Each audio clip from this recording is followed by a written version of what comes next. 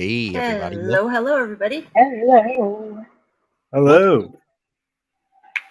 welcome to the Allied Society Campfire Edition, our new once a month, first Sunday every month show where we gather a bunch of really awesome people and friends and we tell some screwed up stories to hopefully chill and terrify you or at least give you some entertainment for the evening. So I'm Raz, obviously Raz T Slasher. Our names are underneath us, so that's fancy and nice. I'm passing over So, to Dale. there it is. I'm Delphine. I am a crow that inhabits the body of Carrie Lee Sanders, who happens to be an author whose story I have permission to read. So that's my crow. And you can find out all about me in the PBDC stuff. Raz and I are all over there. We're going to go ahead and introduce you over here to Friday.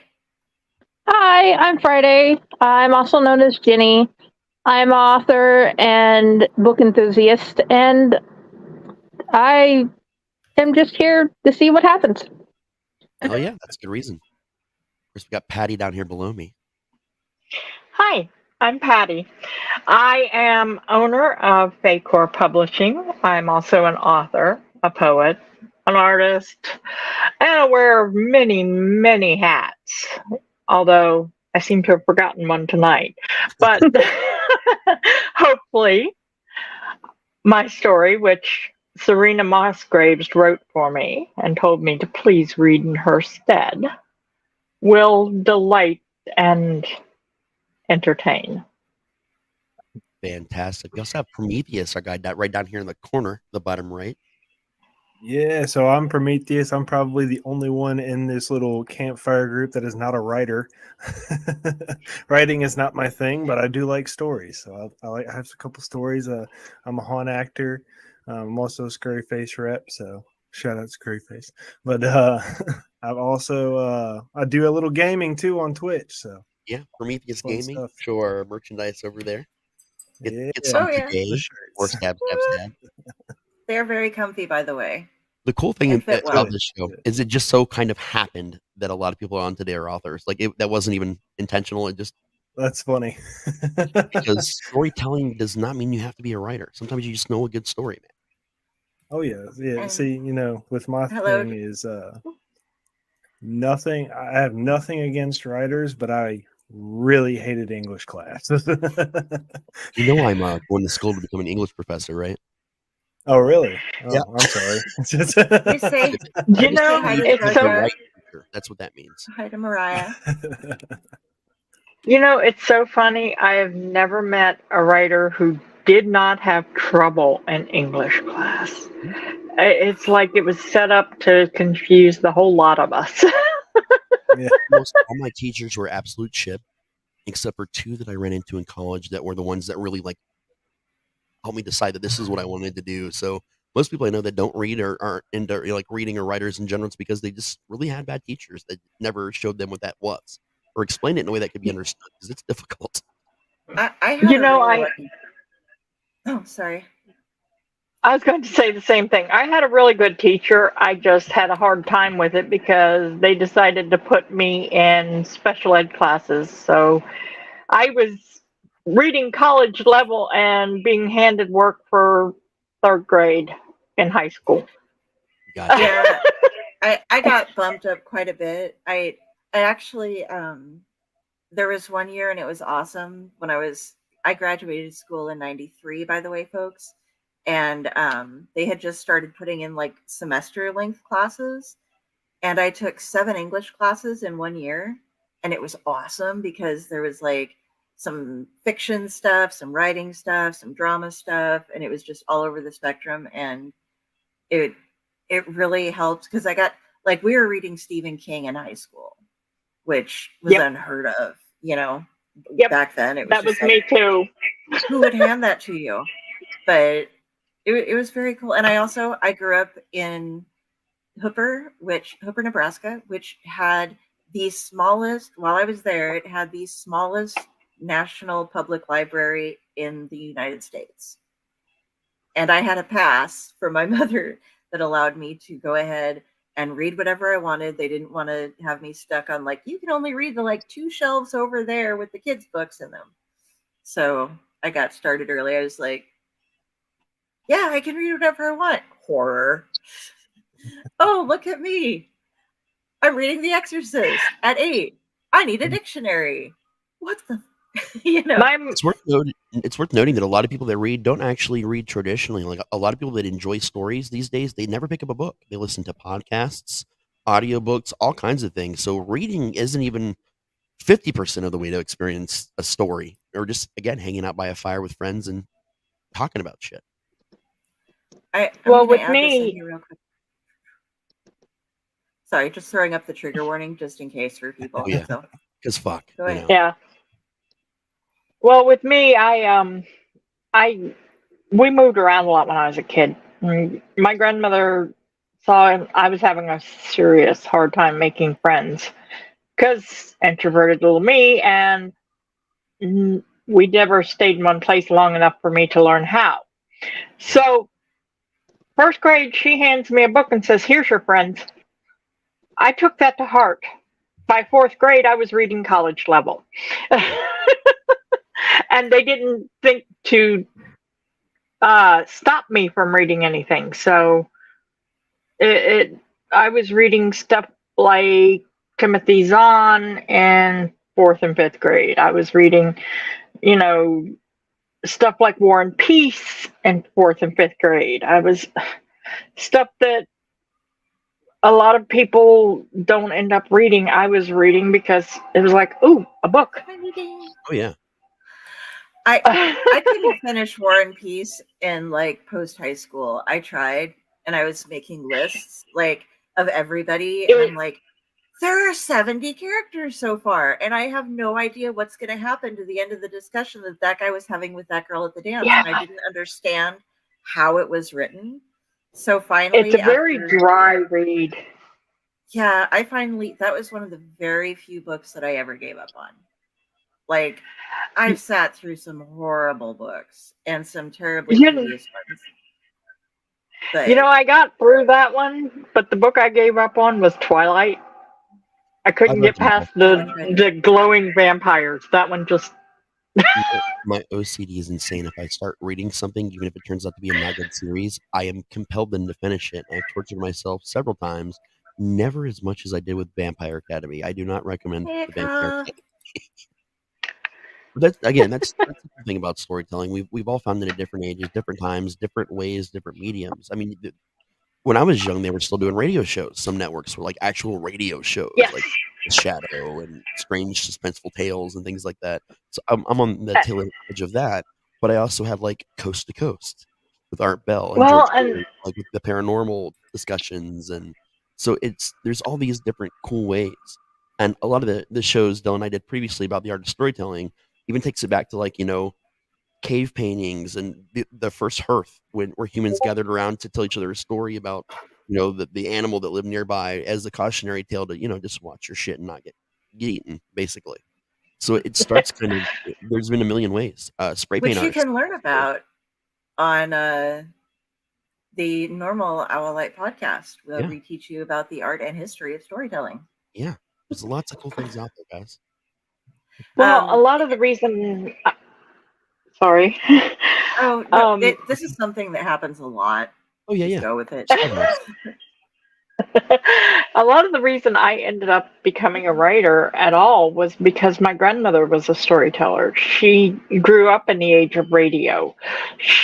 For her, there was no TV because she was born in the 30s.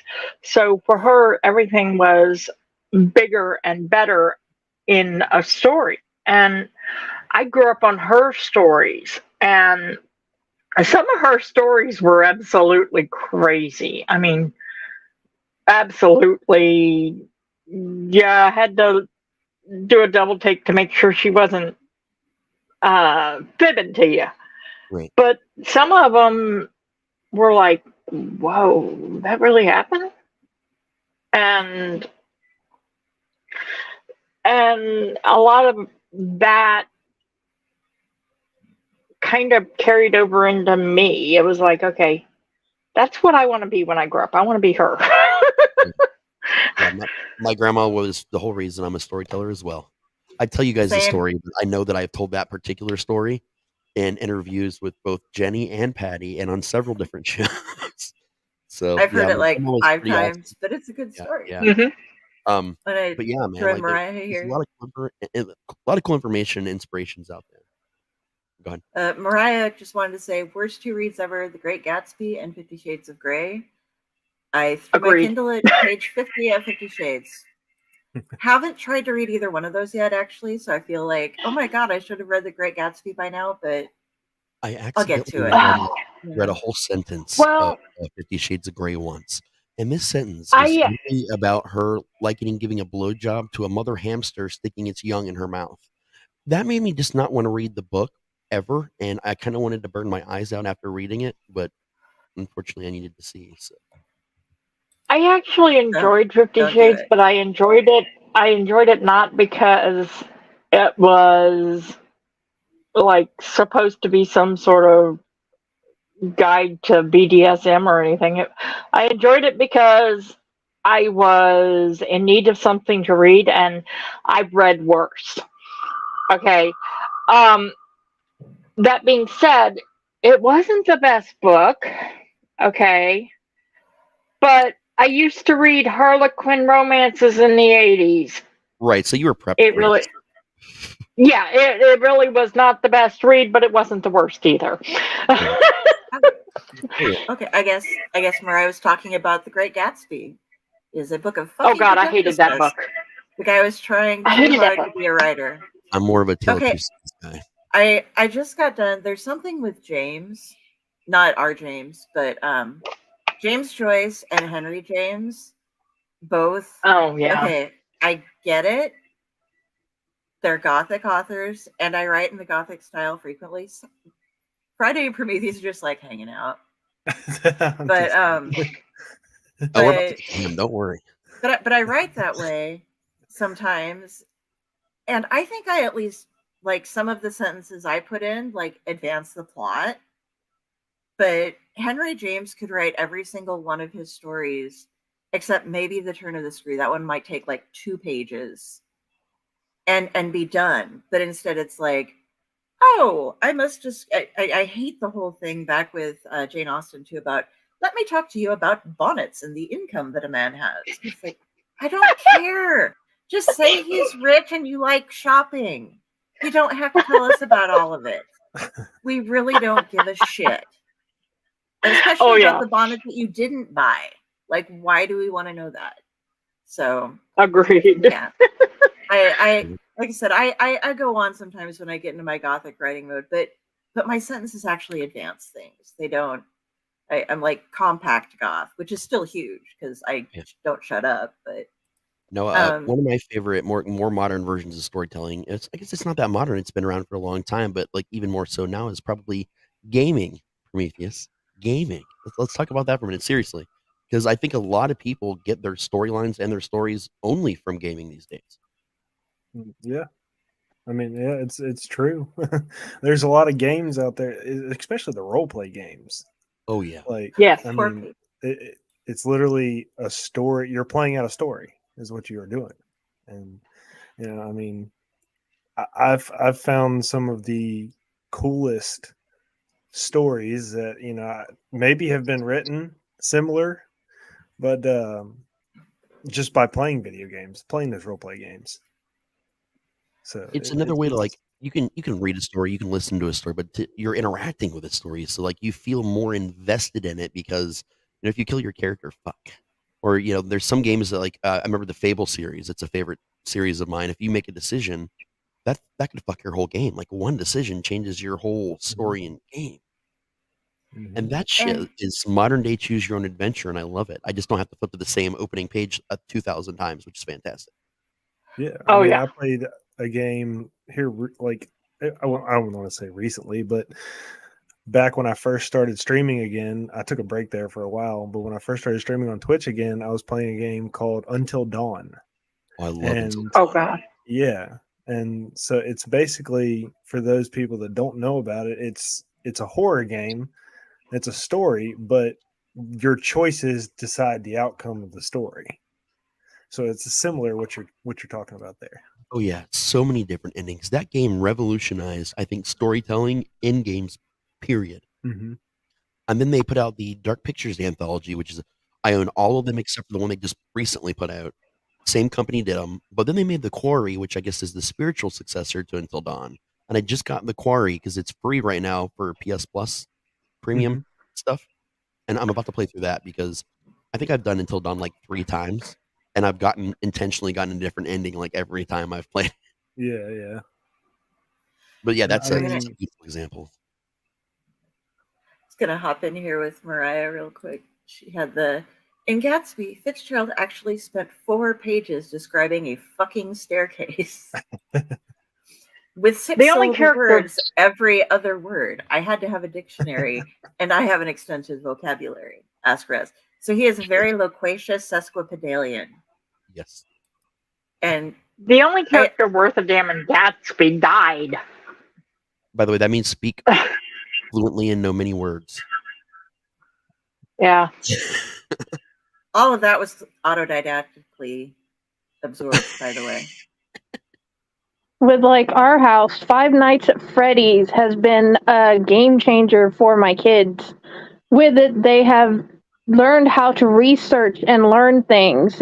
They have figured out how to look at the game, look at the books, and critically think about how it plays out. I didn't expect it to like open their brain up into new ways of thinking, but it has. Oh yeah. Honestly, my boy Matt over here that lives with us, he got me into Five Nights at Freddy's. Like I'd played the game before, like for years. Like I've always watched someone play it or hung out with someone that was playing. I've never actually really played it. And he was telling me, kind of how much he liked it. And I was like, you know what? There's books.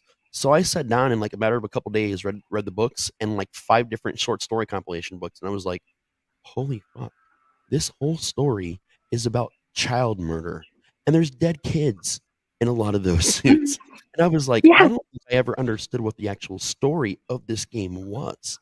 And it was weird because then I was listening to some of the audio things they did for it while he was playing it. And that's an intense story, dude. Like that's Yeah. a modern day like genius level story. It's not for kids. It's not for adults. It's kind of for everyone, but also not for anyone at the same time. Yeah, I know. I was having an interesting discussion. Somebody had posted up a question about like your favorite movies of different types or the movies that changed you and stuff. And both of our like favorite masterpiece movies, he commented afterwards, were meta movies because I'd had A Clockwork Orange and as my honorable mention, and he had Singing in the Rain as his main one, and my main one was In the Mouth of Madness. And he was like, these are all meta movies, And I was like, well, I mean, it makes sense because when you're immersed in a movie, it's cool. But when you have that storyteller aspect, I love being read to. That's why I love this campfire stuff. And I love telling stories. So it feels like you're being told a story while watching the movie. So you're seeing deeper inside that person's psyche. So I think that's why I kind of like those. I don't know. Yeah, those are fun. I think. I mean, again, that's something I see in video games a lot too. Where suddenly it identifies the fact that you're a player of a video game, and you're like, wait, what? I thought I was controlling a character. Like this is fun. Yeah. Like Sword Art Online. Like a couple of those games make me feel like I'm targeted all of a sudden. Like me as a human being playing the game. Like it's super creepy, man. And even some horror games do that. There was this one years ago. I can't remember the name. It was the first interactive horror game that was ever made. But this one took it really far. You had to put in your email address, your phone number, and like some other things. And as you were playing this game, the game would generate and send you emails. It would call you your phone and play recordings. It was insanely in depth. And now there are games like this that still exist. You can pick them on Steam and other places, where they want your address. And you will have to go to places in your neighborhood where someone will drop something off for you to find. And these are actual video games that just incorporate the outside world in really fucking weird ways, man. That Wow. sounds creepy to me. It does. I want to do it just to see how creepy it gets so that I can write about it later. But, because the experience. But it sounds amazing. So Jeremy was saying I'll be interviewing Marta Svetek, who voices Roxanne, in a couple of weeks. I will have to let her know. Jeremy, by the way, also known as Jar Jar Jeremy, is a member of the Dorkening, Buddy. He's been here on Buddy Checks before, and he is a comic book collector, and he does Splash Pages over there, which is a comic book podcast, as well as the Midweek Geeks. So if you want to follow them and if you want to see that interview, go ahead and hop over and check them out on Facebook. You can find him through all my shit too. He's awesome. So what I want to do now is do the sample story I was going to do to kind of get everybody like in the mood and said, into the show. Yeah. Well, no, I mean, this was all part of the show. We had to do our intro and talk to everybody and get to know people. And of course, we talked about storytelling because that's what we do in different mediums. But I want to do this sample, and then what we're going to do, like round table wise, we'll like go to Del, then Jenny, then Patty, then Prometheus. So that way everybody kind of gets a chance to like talk a little bit about like what they thought about the story, you know, what was cool about it, or something that like struck them. That way, because I think if we do that as we go around for the story parts of things, it'll be like a little, I don't know, a little more organized. I'm terrible at organization. I'm high most of the time, so. And the comments too. Once we get somebody started on a story, we're going to mute everybody else's mic. We aren't going to throw up comments. So we'll do that when we're doing the discussion afterwards. If you have something you want to talk about the story, feel free to post it. Just know that you're going to be waiting to hear about it until we're done. Yeah, we'll get to you. We promise. We will. Yeah, we aren't ignoring you. All right. So the sample story is a pretty short one. It's a very popular one. A lot of people that have ever really experienced campfire stories or read things like, you know, scary stories to tell in the dark, et cetera, has probably heard a version of this story. That's why it's a good sample story to start with. It's childish. It's not particularly frightening or anything, but it allows you to do some techniques that can be a lot of fun. All right, I had to make sure my cigarette was relit. I smoke even more. I'm telling stories. I swear to God, on story nights, I smoke like 3 packs instead of 2 packs a day. Fantastic. Okay, so this is called The Legend of Bloody Finger. There was 3 children standing alone just after midnight on a Wednesday. Before them stood the house of their nightmares. Now, every house there's a house like this in every neighborhood. That one house that you walk a little bit farther past, that you dare your friends to go up on the porch of, or maybe dare them to go knock on the door for Halloween for some candy. It's that one house that just terrifies you, just on site, that everyone has a story about. Well, this particular neighborhood had such a house, and there they stood, deciding on which of them would go first. This had been a long-running dare for this family. You have James, who was 14. He was the oldest of the siblings. You had Margaret, who was 9, but fierce. And they chose to take their youngest sibling, 6 years old, Erica, along with them. Erica was perhaps the bravest of them all in many ways, so she decided to go first. Erica slowly walked up the stairs. She stood on the front porch. She glanced over her shoulder back to her brother and sister, and they gestured for her to go further. She held up her flashlight and turned it on. She opened the door with a... She enters the house and looks around. It's utter darkness except for where her flashlight shines. She hears a faint voice in the background. Bloody finger. Bloody finger.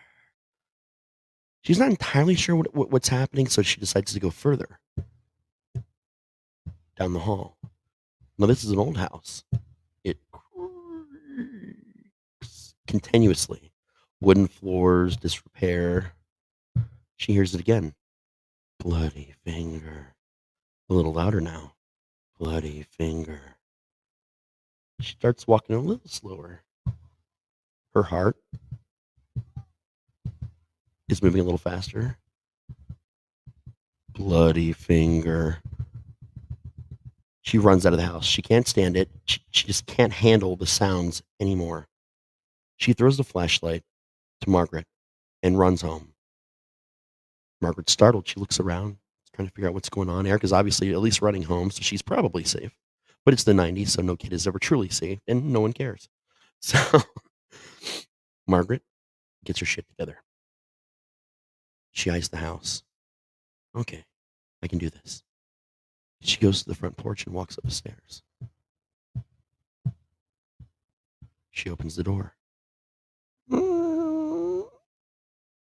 She walks inside to the old, destroyed wooden floors, and she hears that faint sound. Bloody finger. Okay, this must be what Eric was afraid of. So she starts to move a little bit faster. Maybe if she goes faster, she'll get farther down the hall and she could say she did it. So she's going a little faster. Bloody finger. It's getting louder a little quicker. Bloody finger. Then she dead stops. Bloody finger. The whole house falls silent. Before there were some sounds of the outside world encroaching upon it, but now it's just silence. And again at the same volume.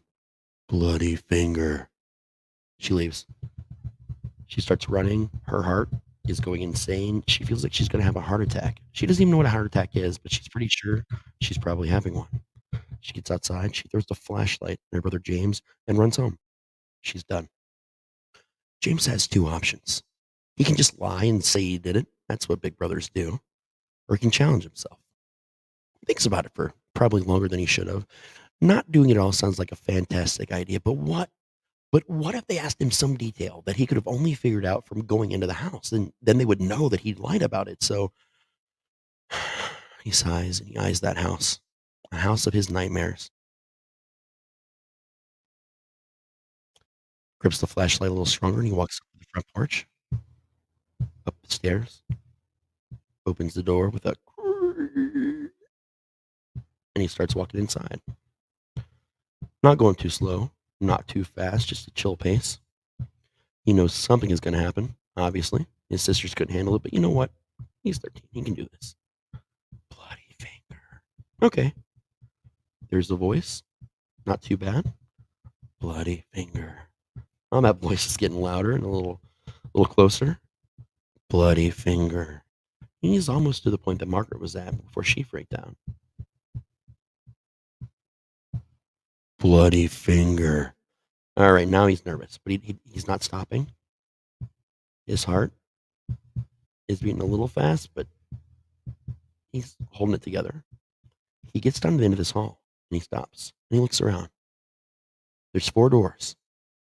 It's odd that a hallway would split open into something like this, but whatever. It's an old house. He looks around, and he hears, bloody finger. It's louder and more aggressive now, and he knows what door it's coming from. As soon as he looks to the left, that's it. That's the fucking door. His heart is going a lot faster now. He's definitely in full-on panic mode at this point in time, and he wants to run. But the sight of the door has got him anchored in place. The door creaks open and slowly opens. Behind that door is a grisly sight. A ghost, a specter, if you will. Covered, its hand only, in a strange, glowy, silvery substance and just kind of dripping all over the floor. The specter looks at him. It's a man probably in his 40s, dressed in everyday normal clothes, which was kind of surprising. He kind of expected to see something from like the colonial period, because that's, how a lot of ghosts suddenly seem to appear, even if they didn't die in that time frame. He makes eye contact. He says, "Pardon me. Do you have a Band-Aid?" And that's the end of the story of Bloody Finger. It was as childish as I promised, but it gives you a cool idea on how some of these stories go. And, I'm not always going to add effects, but it's like an easy one to do as long as you have something to tap on up here. But there's our tone setter.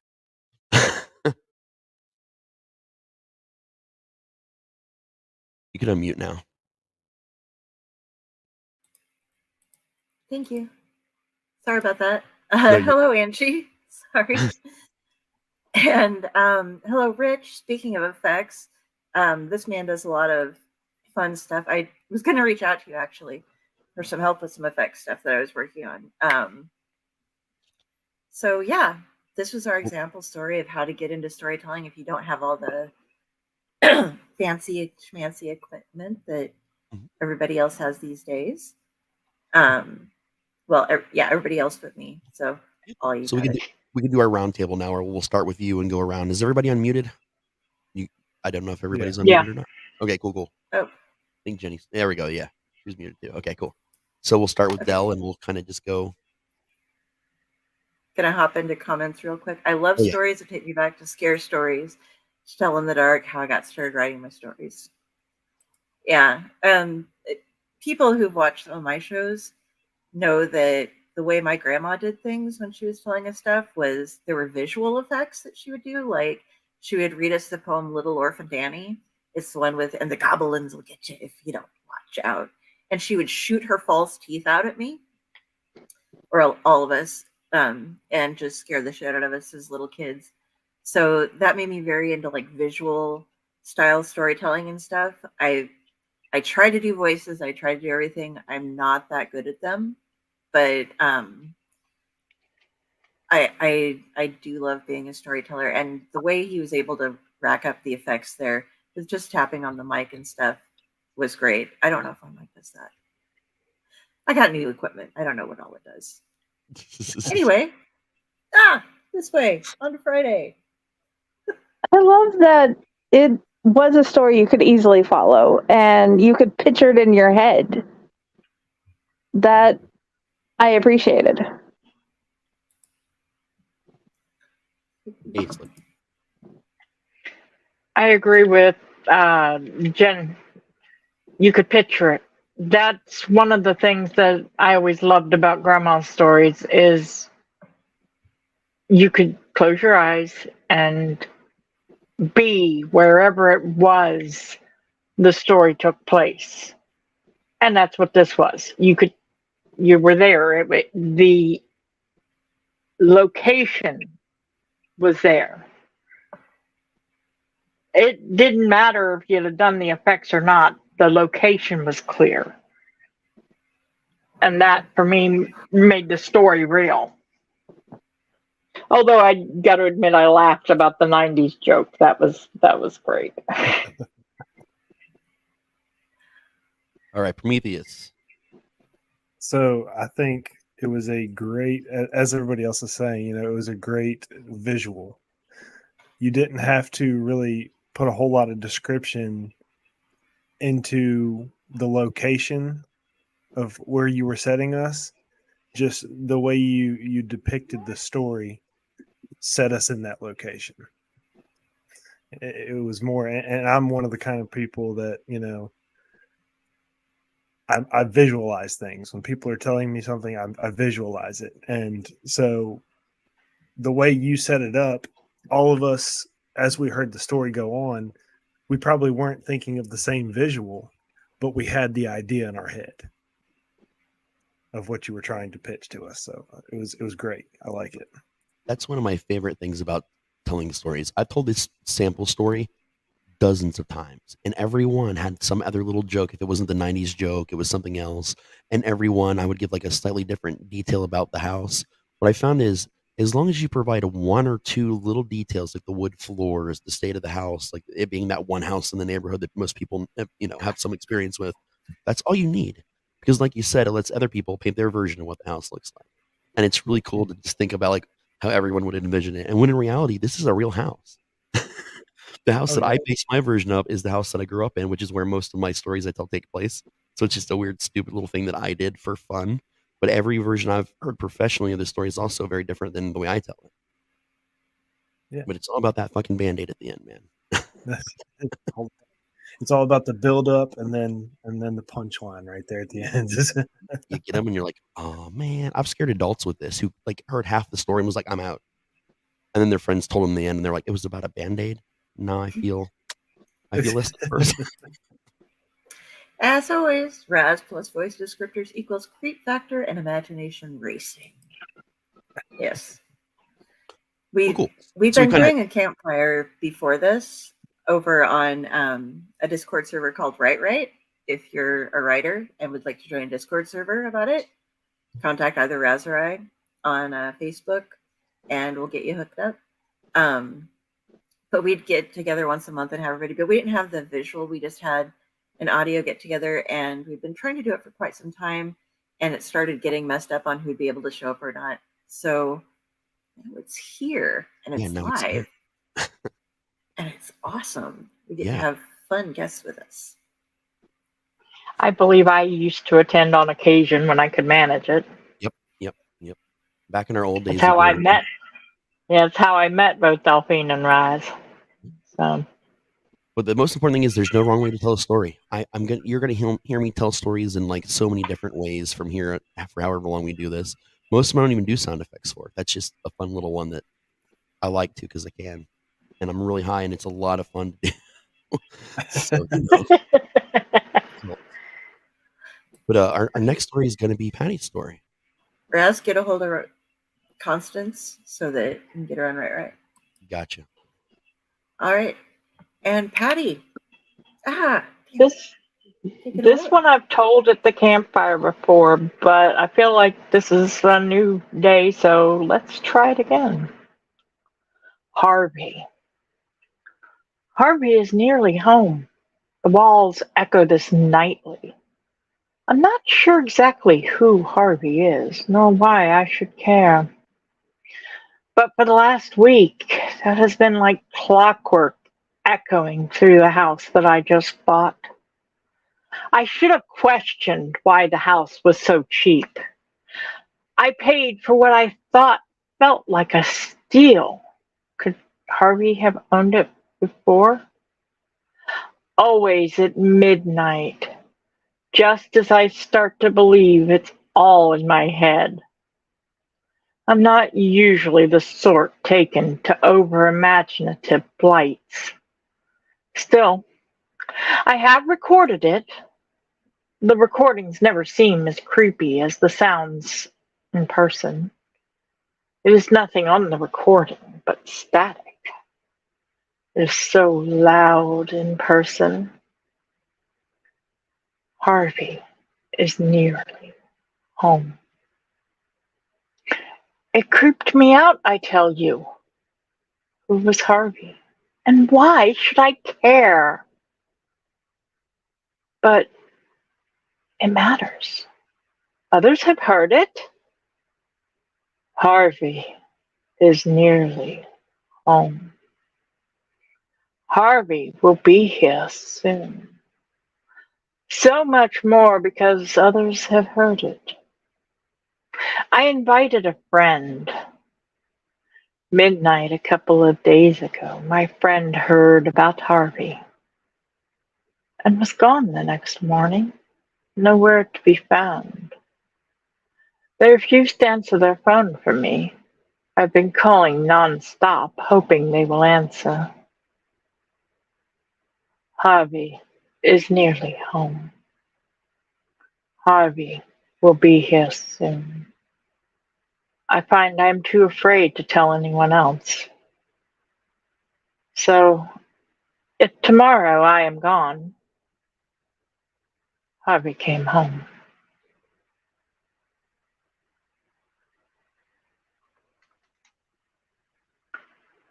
That's the end of that one.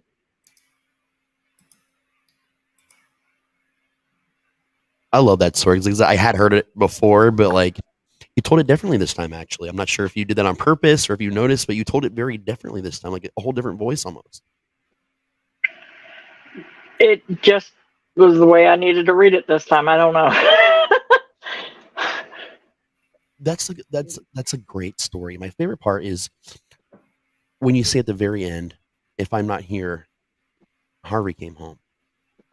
It's the kind of story that like you hear all the build up, you get where the end is coming from, but then after you hear it, you're like, wait, and you almost need to go and listen to it or read it again with that knowledge because it's like there's information layered in there that you have to have a first listen to or read to fully see the whole picture of what's happening. And that's actually one of my favorite kind of stories. The one that I've got experience. It's like how haunts work. You go through a haunt, you can't catch all the details. You go through again, you're constantly noticing things that you did not notice before. And that's the draw to keep coming back and keep experiencing a thing like over and over again. It's like a new game for us. And it'll be different next time if I tell it again, because honestly, the story itself isn't quite solid. I don't know how to explain it any other way. The story, it has meaning, but it doesn't at the same time. Who is Harvey? What is Harvey? It's Harvey Dent. I in his love face. house He's going to kick Batman's ass. Yeah, no, I love stories about houses and things that are attached to houses and stuff. And your particular take on it is, why should I care about Harvey?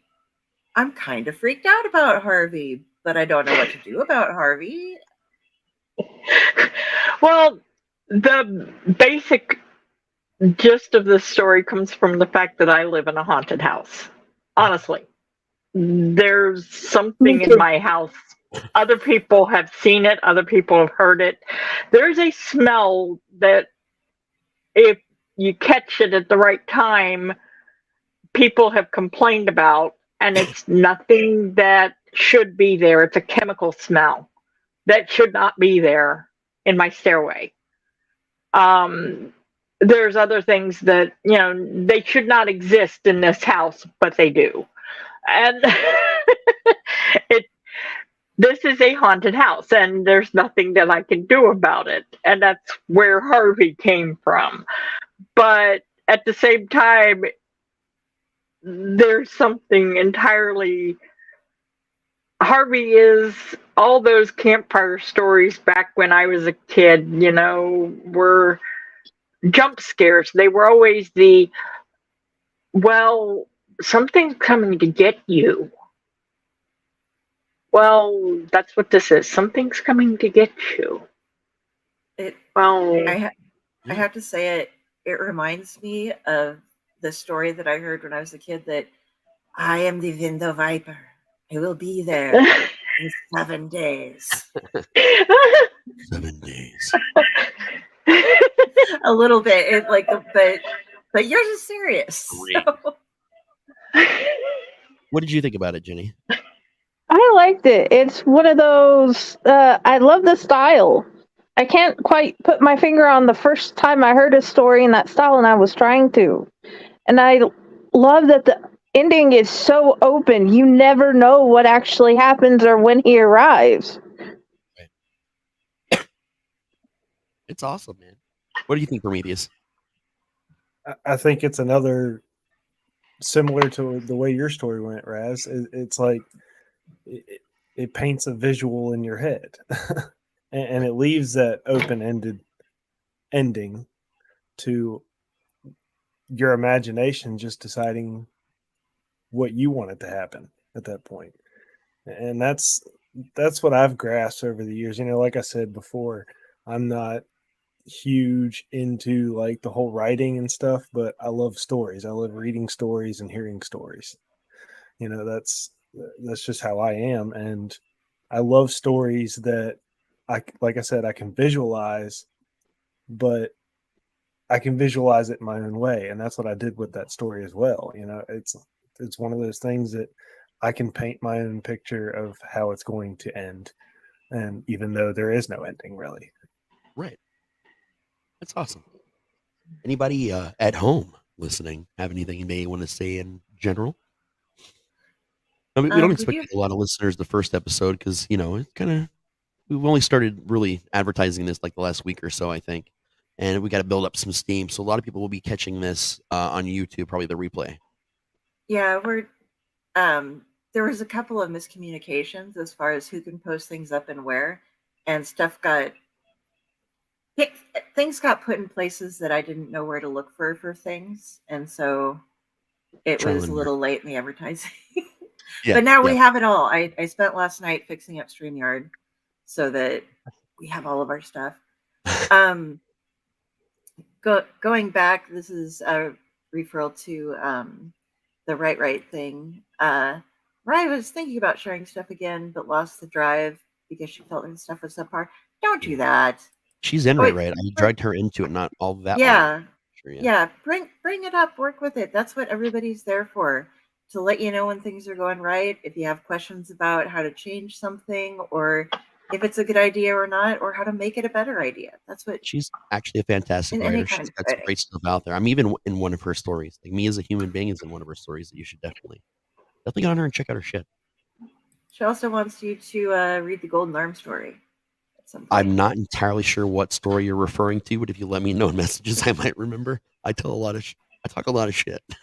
I tell a lot of stories. Welcome back, everybody. Indeed. Was that a What it- Patty commercial that I just saw? It was. Yes. I think I might have I slept love with that Patty. commercial. It was I so love that beautiful. I commercial. love it. Yeah, one of the girls, Susan, did that up for me with the collective. Yeah. I think that's her name. Yeah. It is She a has many wonderful names. commercial. Yeah, she has many. I love that commercial. That is amazing. Yeah, I think So- her daughter even helped her with it too, which makes it even more awesome in my opinion, like more special. I wish And- we could post it on all the social medias. Oh, we have a Yeah, separate copy to give. I think, to give you guys that. Yeah. I think We she have all sent this it to me. I don't know where I put it. I'll have to. Yeah, if you can, just let her know and she'll send you another copy. Okay. It is an amazing commercial. Of course, most of the covers in there I created, so that helps. It makes me feel good. If you've ever wondered who does any of my cover art, that's all Patty all the time. And this guy and I are in some of those books. Yeah. Yes. Crazy. Yeah. Yeah. Delphine's been Oh. in. I want to get a Prometheus Gaming commercial in here too. Hint, hint. And one. There you go. Yeah. Yeah. Okay. Delphine's been in one of the anthologies so far, and Raz has been in almost all of them. I think there's only one or two he hasn't been in, and we've published one of his books so far. No, two, because there's also his children's book now. And Jenny has been in one of the anthologies, and in April, her first book is coming out. So, yes, so we're rather proud of that. Plus, Jenny, I don't know how I would survive without her. She runs all of Fae Corps' social media, and honestly, she has been the lifesaver for the whole Fae Corps Publishing thing because she keeps me running. Officially too, she gets my shit together and it organizes me more than I thought I was ever going to be organized, which is exactly what I need. Seriously, like she's fucking. She really is awesome. So our next story on the docket is Prometheus. What you got, Me? Man? Man. Some experience, you know? Okay, so here's the thing with my stories, all right? My stories are like ghost stories, but they're things that actually I experienced. So it's not going to be like, the formal stories that we've been hearing. So this is going to be like your typical what I actually experienced in these aspects. So first one we'll go with. So I worked for a haunted house in Roanoke, Virginia, and it was called Terror Manor. And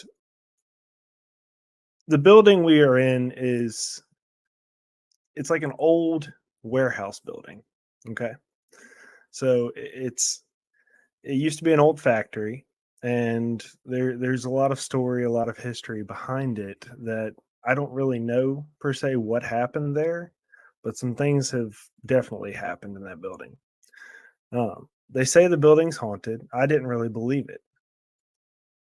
I'm there, helping build the haunt. This is when we're in the building phase, when we first get into this building. I'm in there helping build, and it's probably 2-3 o'clock in the afternoon. It's just me and one of the owners. We're the only two in the building working on some stuff, hanging some drywall, putting rooms together and whatnot. He ends up leaving me in one of the rooms as I'm hanging some plywood on the wall. And as he leaves, he says he's going to go cut some wood. And the saw is about 50 to 75 yards in the back of the building away from me. So I'm standing there hanging some drywall. And out of the corner of my eye, there's like this hallway right coming into the room that I'm in. And out of the corner of my eye, I see at the time what I thought was him walking into the room again. And so I turned, and his name was Rob, and I said, Rob. And nobody was there. And I was like, Rob, what are you doing? Like yelling out to him because I figured he had walked the other way out of the hallway into the room next to me. And he's not answering. So then I yell his name. I figure, maybe he has like an earbud in or something. He's listening to music. And he's all the way back in the back, still cutting the wood. So I saw a full body apparition wearing the same clothing that he was wearing, walking. And the direction it was walking, after I investigated some more, was into a solid wall. So it literally, there was no other way for it to go. It was insane to me. And I couldn't debunk what I saw, I guess they could say. These ghost hunters, how they say debunked.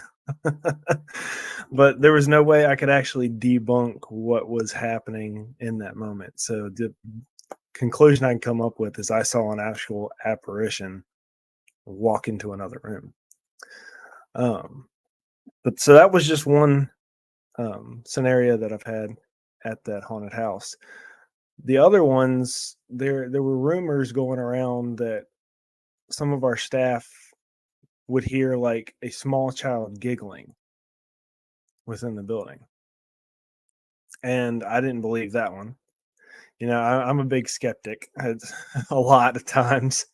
I don't say that I don't believe in ghosts, but I'm very skeptical about some people's stories, whether they're making them up in their heads, But until I experience something myself, then I don't really believe it. But there was one incident where I did hear this small child, you can say, giggling within this building.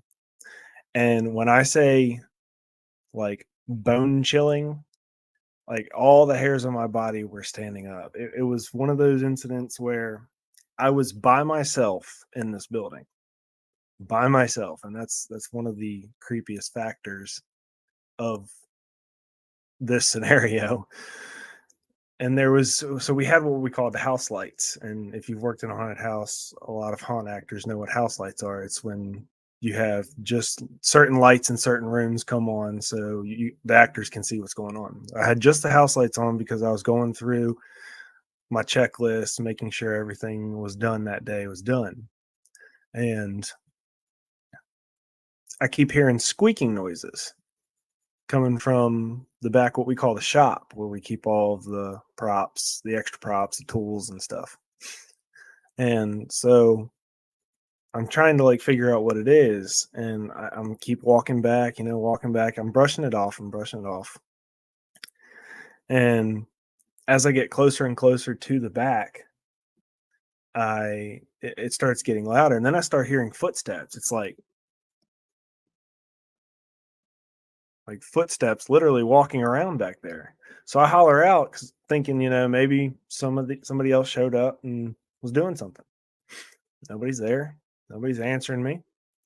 So I finally get towards the back and I go into the shop where supposedly people have heard this small child. The footsteps stop. There's a loud bang in the room behind me, which is unexplainable. And as soon as that loud bang smacks, I hear the giggle. And instantly, I'm a haunt actor, and haunt actors, we either get scared, you're either very scared of everything, or nothing really bothers you. And I'm one of those that nothing has really bothered me. But that time I can't tell you how fast I ran out of that building when that happened. Just the bone chilling experience. It's hard to explain and give you all that aspect because I'm not a great storyteller, but I like to paint the picture of what I saw the best I can or experienced. I guess one of my last ghost experiences that have happened to me, it was probably it was back when I was in 8th grade.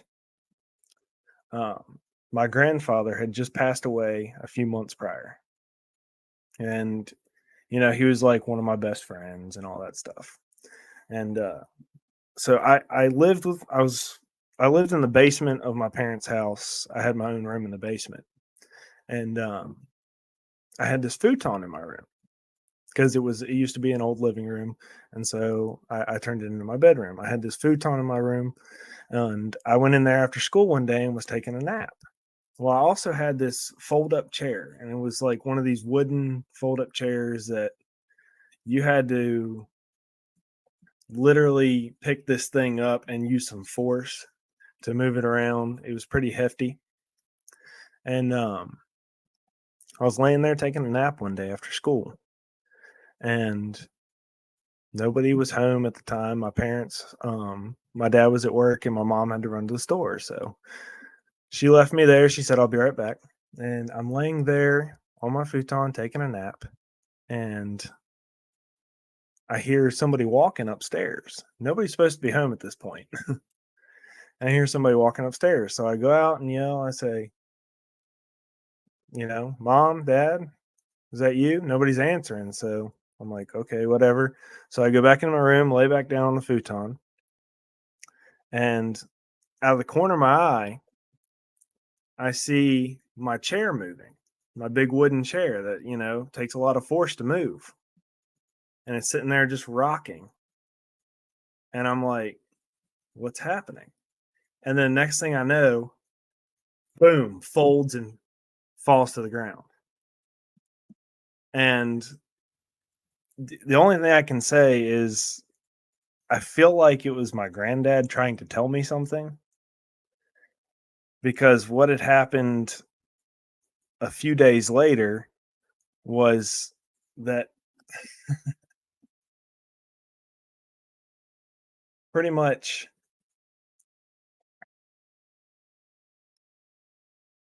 my aunt, we found out she was having a heart attack. And I don't know if he was kind of like warning me that something was going to happen soon, but it was kind of like, it was very bone chilling experience there too. And I was only in 8th grade at the time. So that one stuck with me for a long time. But that's just a couple of ghost experiences that I've had. So not very story telling.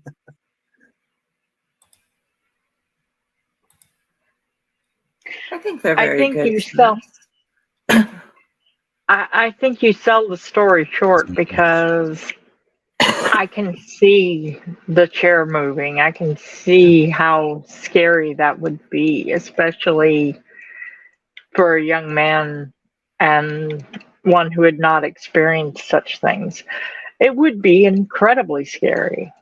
I was muted when I was trying to tell you this, but don't ever call yourself not a storyteller, dude. Like, my favorite stories, and the majority of the ones that I've ever been told in my life and have told other people, were exactly what you just did. Exactly. Like, seriously. Like, a lot of the ones I tell are exactly like that. Yeah. Being a haunter has given you a great perspective as to how to narrate the happenings around you, I think. Yeah. You're very good at organizing. You do it without realizing you're doing it, but you're actually a really good storyteller, man. And I already knew you were from watching your streams and everything. I appreciate we wouldn't that. have had I try to sell things. That's why you're here, man. We already knew. We already knew. We don't just roll dice. Take a chance. There you go. I appreciate it. I know I was smiling through parts of it, but that's only because I know exactly how you would have felt at that time. I had been through similar happenings, and my thought was I could either smile now or remember exactly how afraid I was then. Yeah. It's one of those feelings I can understand. So I may be smiling during a ghost story, but it's one of those, I've been through Same. many things. I know how it feels. Yeah. Same. No, and it's like I said, you know, I've never, at first, I was never one to like fully believe in ghosts and whatnot until I actually experienced these things for myself. And I'm like, okay, maybe there is something. We were talking with Jar Jar Jeremy and at the last buddy chat, and he had mentioned that he was the kind of person that wanted to believe in things like that, but had just never experienced something like it to say for sure one way or another. And I think a lot of us are that way. Like we might want to think we live in a world where anything is possible, which is what I try and do every day. But until we really see it ourselves, we just can't fully grasp it and like get on that train. Mm-hmm. Yeah, when the first couple times when you hear something, you might second guess yourself, and then when something pulls your hair or something comes flying at you across the room, it's like, oh, okay, Yeah.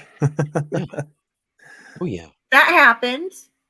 I'm But a that's little the kind of story terrified. the way you tell it, because like, so what happens, like with Jenny smiling, me, I teared up a little bit because my initial instinct, not because I'm sad or whatever, like I get this chill down my spine and it's like, oh my God, I have an experience just like this. Someone else has experienced something like this too.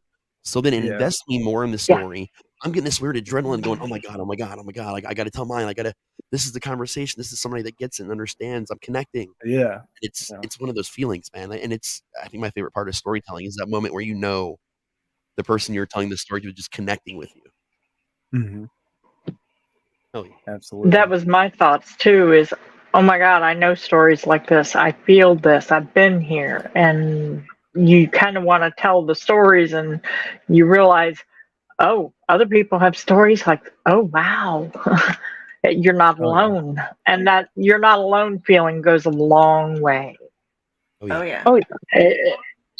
It's something that, and I think that's why, especially with horror stories, I think that's why so many of them have evolved to be what they are, because we as a culture, as a people, need to know that we are not alone, that there is somebody out there that understands the visceralness, the horror that we're in.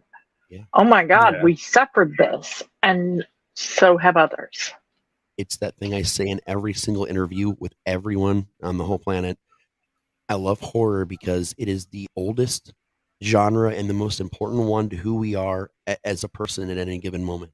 If you've ever checked the back seat of your car just because you're driving at night and you're paranoid, or you've investigated some sound, all these things are ingrained upon us as human beings because of horror as a genre. Because what horror is really just having a respectful fear of things that you're not sure about or new things. That's all horror really is. And it's just, there's so many different ways that can be experienced by someone, but it's a part of our lives. Yeah.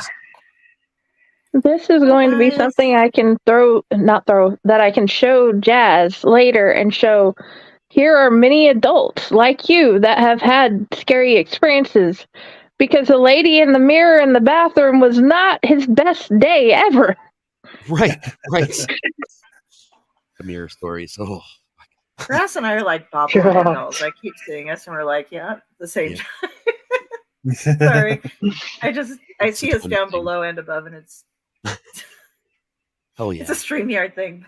That's why we open it up to like stories based on your personal experiences, or one that people have shared with you, or things you've written, or the stories or campfire legends, because we realize that all these different types of stories and storytelling, they're all equally important. They all share the same stage. I know people that get paid $100 an hour to stand on a stage and do professional storytelling, and it's just like that. It's experiential. Like, hey, I experienced this. Yeah. It's okay, I'm in the wrong. You think about it on those, but in those terms, you think, oh, maybe I'm not telling the greatest story, but like, that's just because you're not looking at what's out there, man. And it really is a lot of this, like what we're all doing together. We just get to do it for I'm in fun. the wrong. Well, I guess the biggest thing is, I'm worried about my delivery of it. But This is a delivery big thing. I comes the more mean, you do yeah. it. Unless you're like, I'm going to do this thing professionally. Like, you don't really have a need, or you know what I mean, or like it's a Yeah, I passion don't or a have. hobby. Like, Yeah. but that doesn't affect that whether your story is good or not. You know what I mean? It's your story's not affected by your delivery that much. Your delivery is just the polish. You know. The magic is still there in the story you tell, whether you knew how to deliver the magic or not. Yeah. Yeah. Yeah, we could feel it. It was That makes delivered in my pants. I'm joking. sense. That's bad, Raz. I know, but it's completely Thanks, Raz. we have a trigger warning. Explicit content. This is I feel like you ought to apologize for that one. I did. That's what Tri- the warning is up. The Trigger warning warning: is- high school boy content. Yeah, it's just for me. Right? I am the warning. that was a Jackbox Friday comment for Quiplash. Oh, if you have to do. Oh wow. Okay, story wise, do we need to get back to comments, or are we caught up on comments before we move on? Mariah would like to get paid for stories or ideas for stories, and Me she also too. mentioned up above that the Golden Arm story is one of hers, not yours. Yeah, So- she messaged me. I think I'll do that for my sample story. It's even shorter than the one I told before, so I'll do that for the next month's episode when she's actually appearing next month. Awesome. All right. Be nice Next to have you. up, I think we have Jenny's story. Yes. Okay. Yeah. I did not find out until I was older that my uncle's house was that particular house on the street that everybody was either dared to go to or knew was haunted, because I just knew I always had two kids to play with over there. My sister and I would play with this little boy and this little girl. They never changed clothes. They never left the house, but they were always there. It didn't occur to us to question that.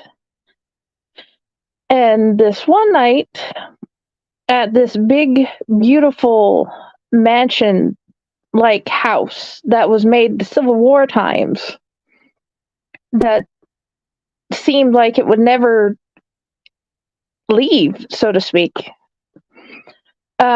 We had went upstairs and did all the things, got the hugs, had our goodnight stories, and just went to bed. And a little bit later that night, I woke up and there was somebody in the hallway I'd never seen before. And he was dressed in this weird outfit, like he was in the army. And I snuck out my room and noticed that the white walls now were covered in flowers. The doors seemed shinier, like everything had just been built. And I just snuck behind him down the hall to the room at the end where he was going. And all of Granny's furniture was gone. There was a toy box with different older toys, and he had walked to the very back wall and pressed on it in this space that would have been just above my head, and it swung open, and he brought out this like globe thing that I was not sure what was, and some papers. And he turned around and saw me, and I just booked it back down the hall because I didn't know who he was or if he's going to get me. But when I booked it back down the hall, everything had changed back to the white walls and the normal, like, older, faded wood doors. And I jumped back in bed. And I didn't find out until in the morning that was Colonel Kilgore, our grandfather, that didn't make it, the father of those kids. And I think the other experience that I didn't understand was Granny had died, and we had went and had her funeral. And then when we came back, Granny was still in the bed. She was still petting the dog. The dog was still right there in the spot where he had been before. And I didn't understand how she was still there, and nobody would tell me. They thought I was being mean. I got yelled at because I was being a naughty little girl, but that didn't make any sense. And I guess that's my haunting story for now.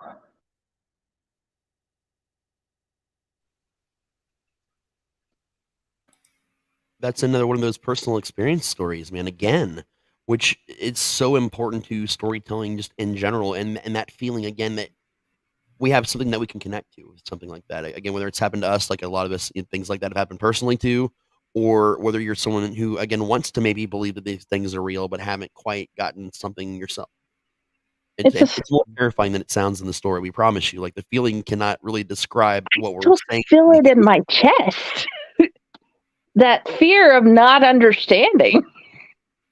That would scare the Willibers out of me. I would Just talking not about have it liked brings that. up those feelings again, like how you felt in that moment. Yeah. That feeling of not being able to breathe because you're stuck back right there. Oh yeah. Oh man. That's scary. It's scary yeah. shit. It honestly is. It's scary shit. That's me saying that.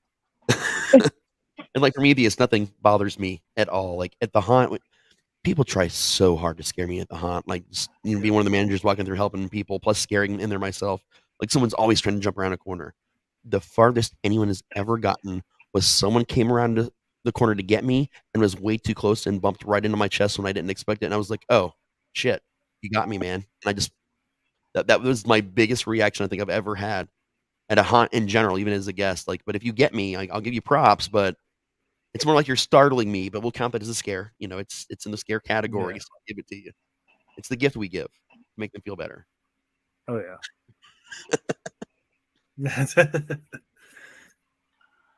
Haunts are fun. Oh yeah, man. It was an awesome Jenny. Thank you so much for that. I'm so glad you guys liked it. It's been awesome, man. It's again more things we experience together and can experience with other people. Exactly. Oh, yeah. This is all about. That's what gathering around the campfire and the community is all about, man. That's something that I've done my own stories and of my experiences at other campfires, and I'll do some at one of these, but that's not. I'm going to be the one person doing something different tonight, I think. Yeah. Well, Patti, your story was written, but it's everybody's haunted tonight. Where I would like to say, Raz, my jump scares playing Five Nights at Freddy's and the fuck counter. Yeah, that was our old podcast, Oh, just the Geekdom not a Network, fuck and counter, literally a fuck she counter. jump scares easy. So we made her play one of the Five Nights at Freddy's games while Dark and I like sat in on the stream and watched her and reacted in the video like panels with her. And we actually had to have a fuck counter for how many times she screamed fuck and like almost put the game down. It was amazing. I read that totally as a different type of fuck counter. So Oh no. Just I was screaming like, fuck in fear. that Absolute would, unadulterated fear. Unfortunately, I kind of have to go, guys, but I do want to come back. I've got a couple of other stories that I think might be fun to tell. Yeah. But tonight does not feel like the night for them anyway. But we'll get back with you and schedule you back on. Yeah, just let me know when you've got openings. I'm available most of the time, so yeah, we'll be doing every month. So. If not tonight, I'll get with you tomorrow. Yeah, but thanks for having me, guys. No problem. Thanks for coming. It was nice to have you. Good night. Bye. Bye. If anyone at home is mildly confused, we understand that we don't know really how long we're going to run with this first show. It's kind of our test, so people might need to go on occasion, which is totally cool. We some nights we may have this with people rotating in and out in future shows. So we're always learning and evolving the best way to do this and to bring it to you guys. But we're actually not that far from being done. We've got Dell's story and then my final story and a wrap up. And this is actually going a lot lot smoother than I expected, to be honest. Yeah. Right before my story, I do need to show another commercial because I need to run away real quick. That's okay. That's So okay. Remember, buy, watch, or stab, buy, stab, stab. watch, click, subscribe, get notifications, do all that stuff. Check out all these lovely people's information down in the comments and beneath YouTube and our links. Go to it all. Check this out.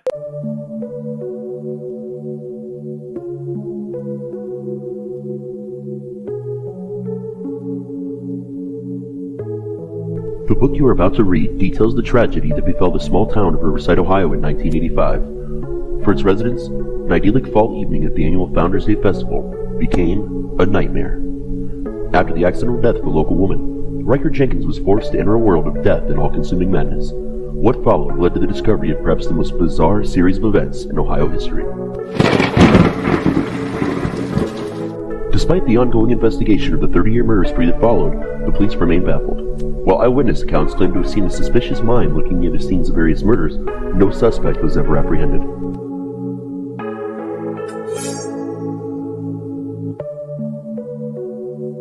On the anniversary of her mother's death, Samantha Boone will be forced to face an otherworldly evil with the help of her closest friends and local police chief, John Romero. Together, they will work to uncover the truth as they learn that death isn't black and white. Can Riker Jenkins escape the evil that has consumed him? Or will he remain trapped in the invisible box of eternity? When no one can hear you scream, silence is crimson.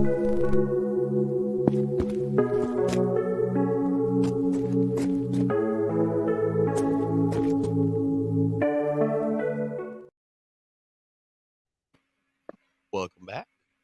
Welcome This back, show everybody. is not sponsored by Mountain Dew. It's just what I drink every second of the day. It would Fantastic like to Not water. be sponsored sponsored by by Coke tea. Zero.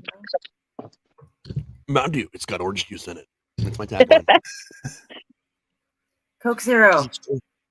Got zero. That's all my I excuse got. for drinking Mountain Dew all the time. I'm just like, it's got orange juice in it. No one ever believes me until they have to actually pick up the bottle and look, and they're like, oh shit, yeah, there is orange juice in this. See, We're like Dr. Pepper. Now, I saw some pretty cool merch in that commercial. There's some awesome merch in there. There's a lot of great PBDC merch. That's about to explode. And there's about to be a ton more of that in there. Oh Well, God, I got lots one of Also thing merch. to say to these people. So much. I got merch. one thing to say to these people.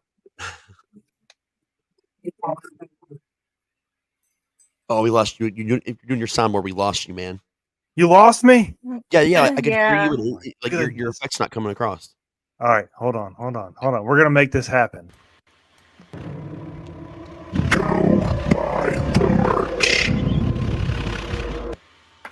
Yeah, I heard you that time.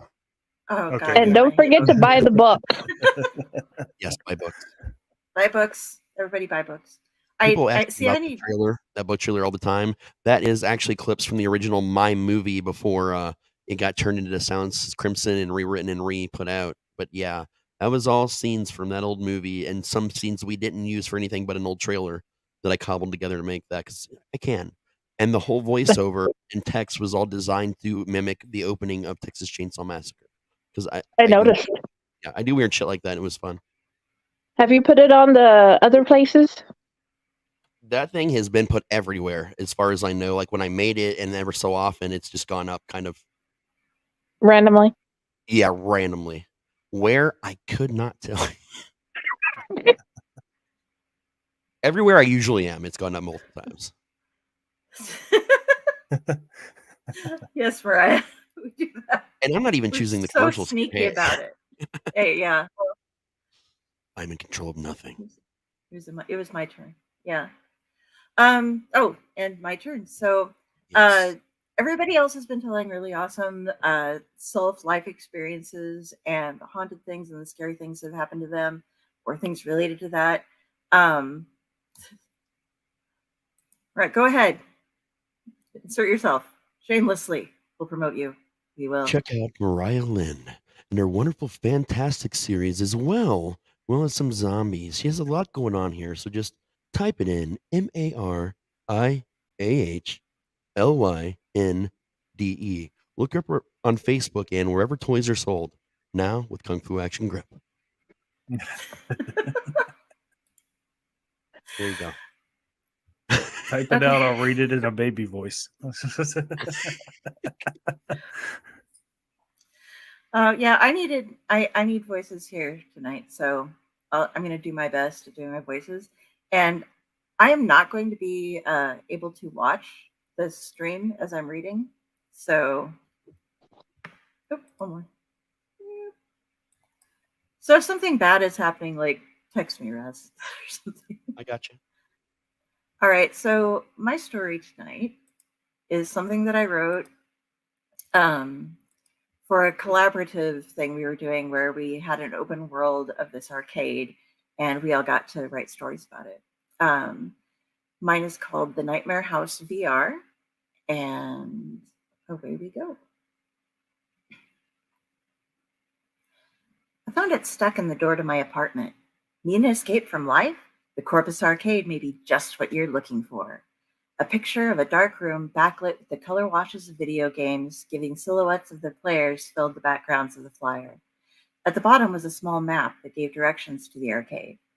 I didn't see any on the neighbors' doors, but the hours we keep are different, so they'd probably already grabbed theirs and tossed them away.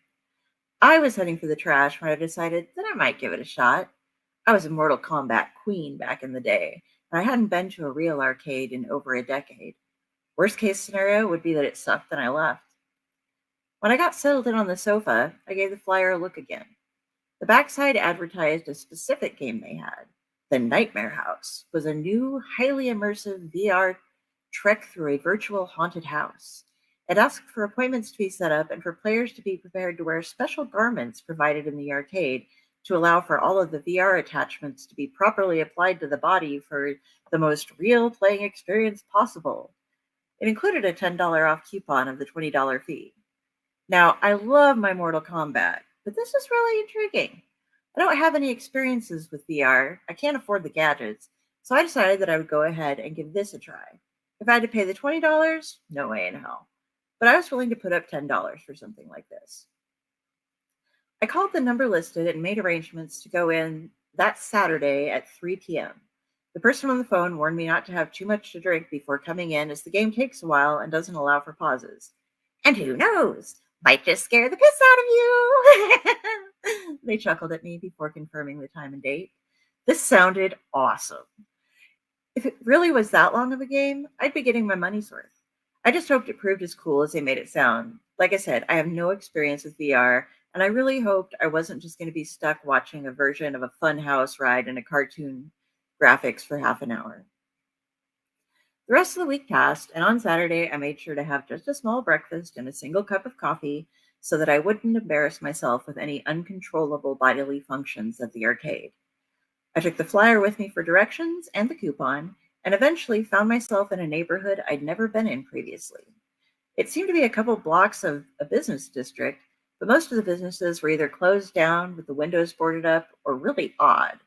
There was a music shop that had a few clunky-looking old-fashioned instruments in the window, a knick-knack store that certainly hadn't been dusted in months, judging from its display, and a secondhand clothes store with someone outside of it sweeping the sidewalk in an orange robe who gave me a little grin and a nod.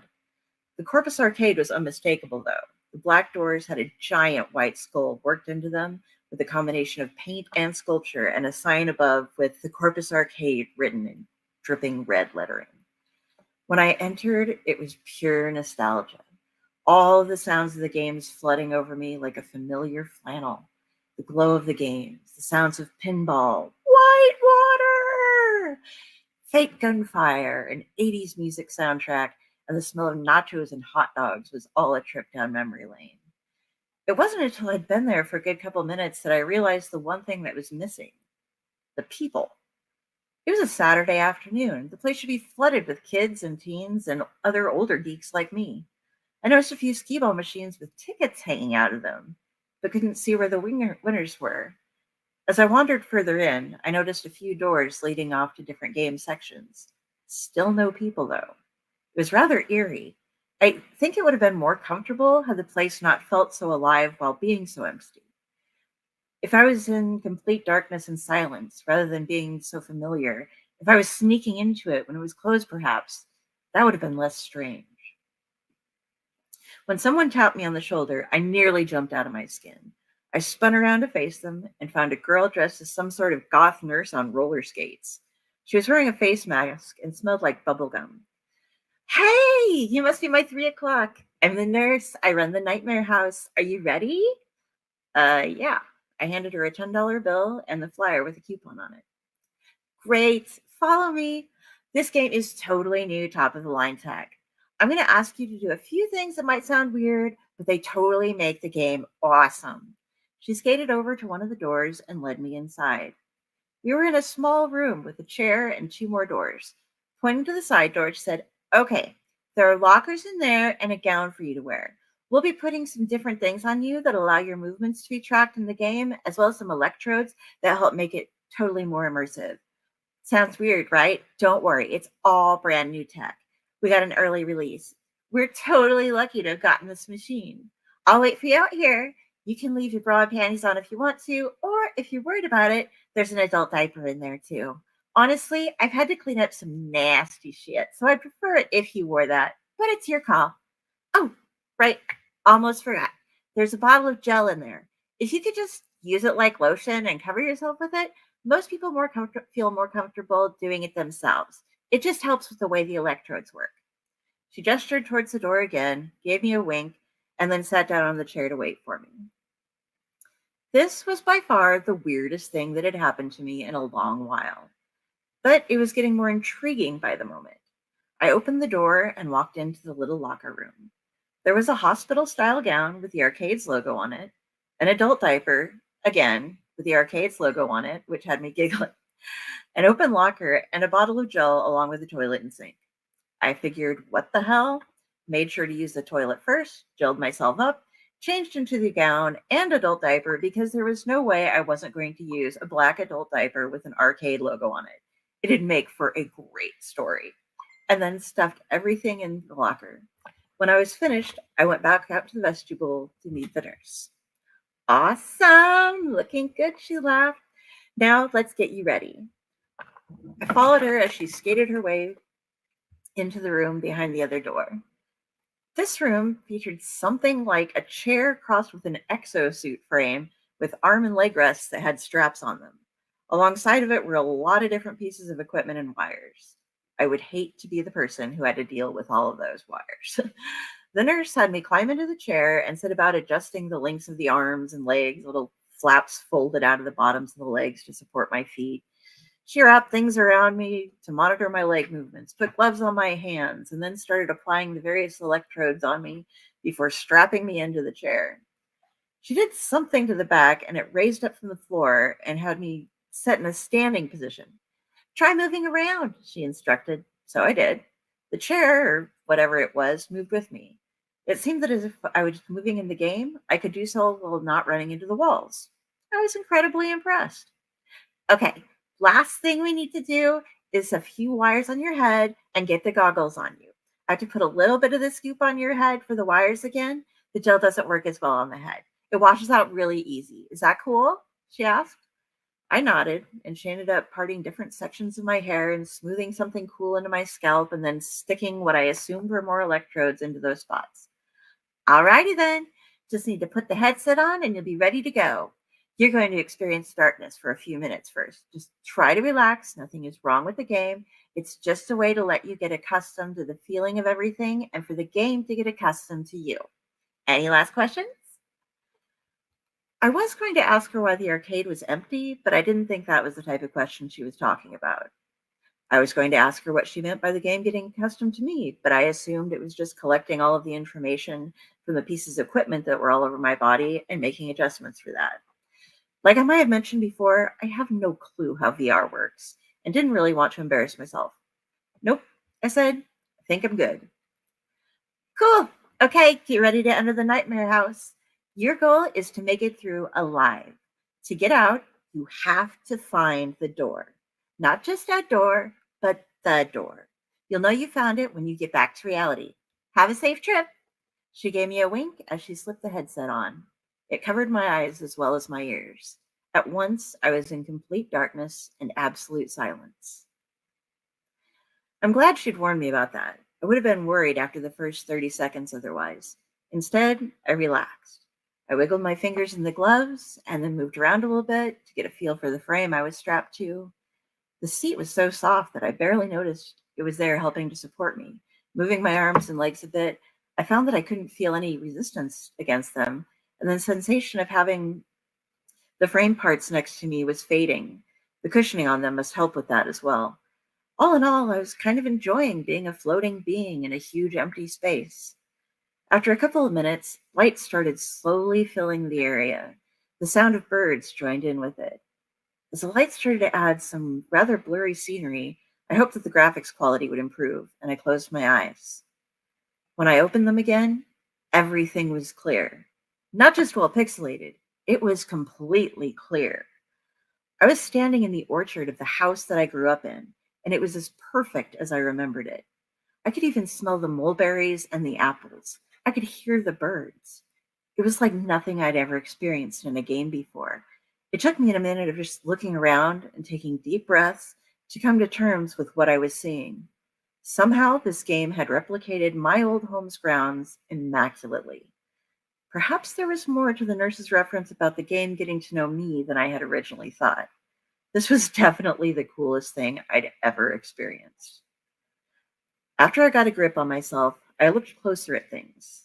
That's when I noticed the snakes. I dream about them often. Brightly colored snakes between a foot to 5 feet long. They hung from the trees, slithered in the grass, and poked their heads up from small holes in the ground. I like snakes. I really do. I've kept them as pets before. But in my dreams, the snakes all bite. I kept perfectly still while I checked to see if the terrain was the same as I was used to. Barn to the right, gravel road behind me, older barn and assorted buildings ahead to the right. Some distance straight ahead was the garage, and then the house to the left of that with the yard fenced in. I was just going to have to make a break to the house. I should be able to get there. At least this was just a game, right? I made it about 2 yards before the snakes started biting. They leapt, they flew, they swarmed at me with an air of determination and launched themselves through the air at me, latching on and not letting go. I was wrong, though. This might have just been a game, but those bites hurt. I was at a dead run towards the house, trying to pull away as many of the snakes as I could, while more kept popping out of the grass to attack me. Some fell off as I shook my arms and tried to push them away, but I still had some holding tightly with their teeth. Yanking a particularly vicious one from my hand, I realized that it hadn't given up biting me yet, and the teeth ripped a decent-sized wound into the area between my thumb and forefinger. By this time, I was screaming and swearing and trying to avoid the damn things. When I made it to the gate, it was locked. But this gate never had a lock, not a real one. The fence was taller now as well. I might have been able to climb over the old one in seconds, but it had changed. What had once been a decorative wire fence was now a 6-foot-tall wrought iron fence with a huge locking mechanism. I turned around frantically and saw the door to the garage. Turning around, I ran to it and shoved it open, thankful that it wasn't locked. I got into the garage and pushed it closed behind me. I still had a number of snakes attached to me. I started grabbing them with their heads to get them to release my flesh, and one by one, I pulled them off, quickly opened up the door to throw them out, and closed it again. After the last one was gone, I leaned up against the door to catch my breath. I was panting and bleeding, and my heart was racing. This was the first part of the game. It took me a second to even remember that I was in a game. It was so like my dreams and my past that if it weren't for the fence, I would probably have convinced myself that I was dreaming. Looking around the garage, I noticed that the car wasn't there. A few tools sat on the table in the back, and there were some floorboards pried up. A face peeked up from below the floor. It was one of the dead people I'd dreamt there before, an older woman, thin, with papery skin and dull eyes.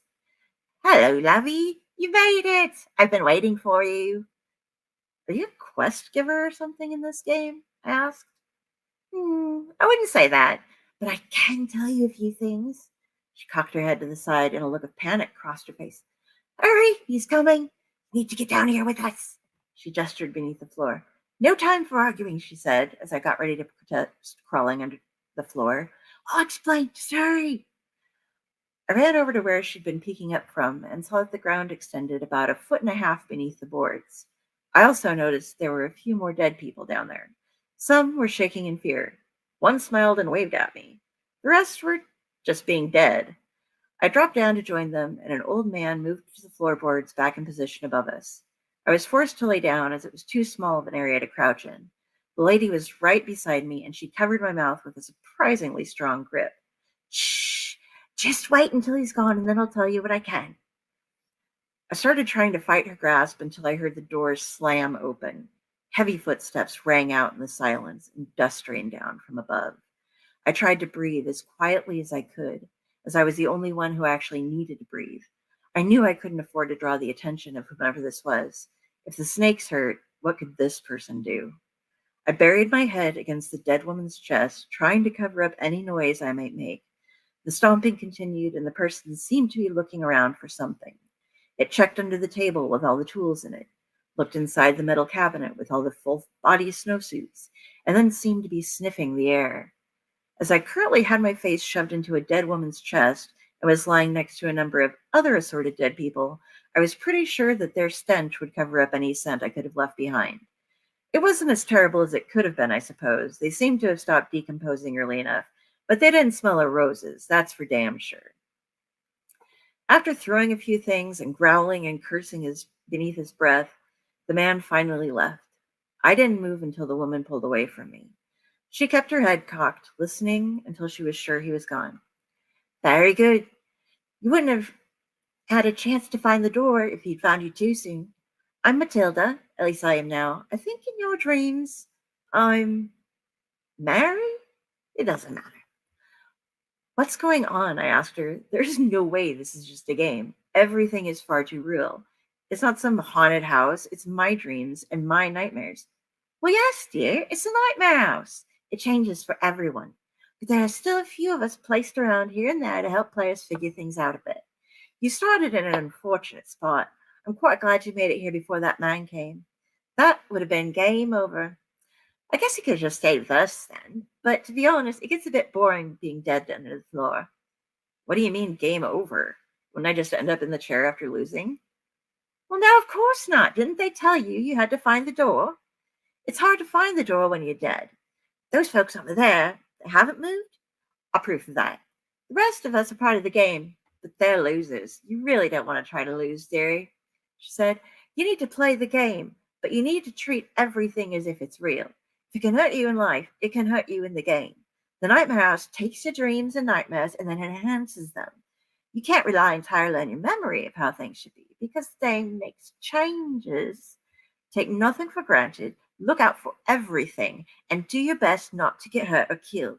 You need to find the door and win the game. Through the bit of light that filtered between the doors, I could see that she was looking at me with a very sad expression on her face. How does that even work?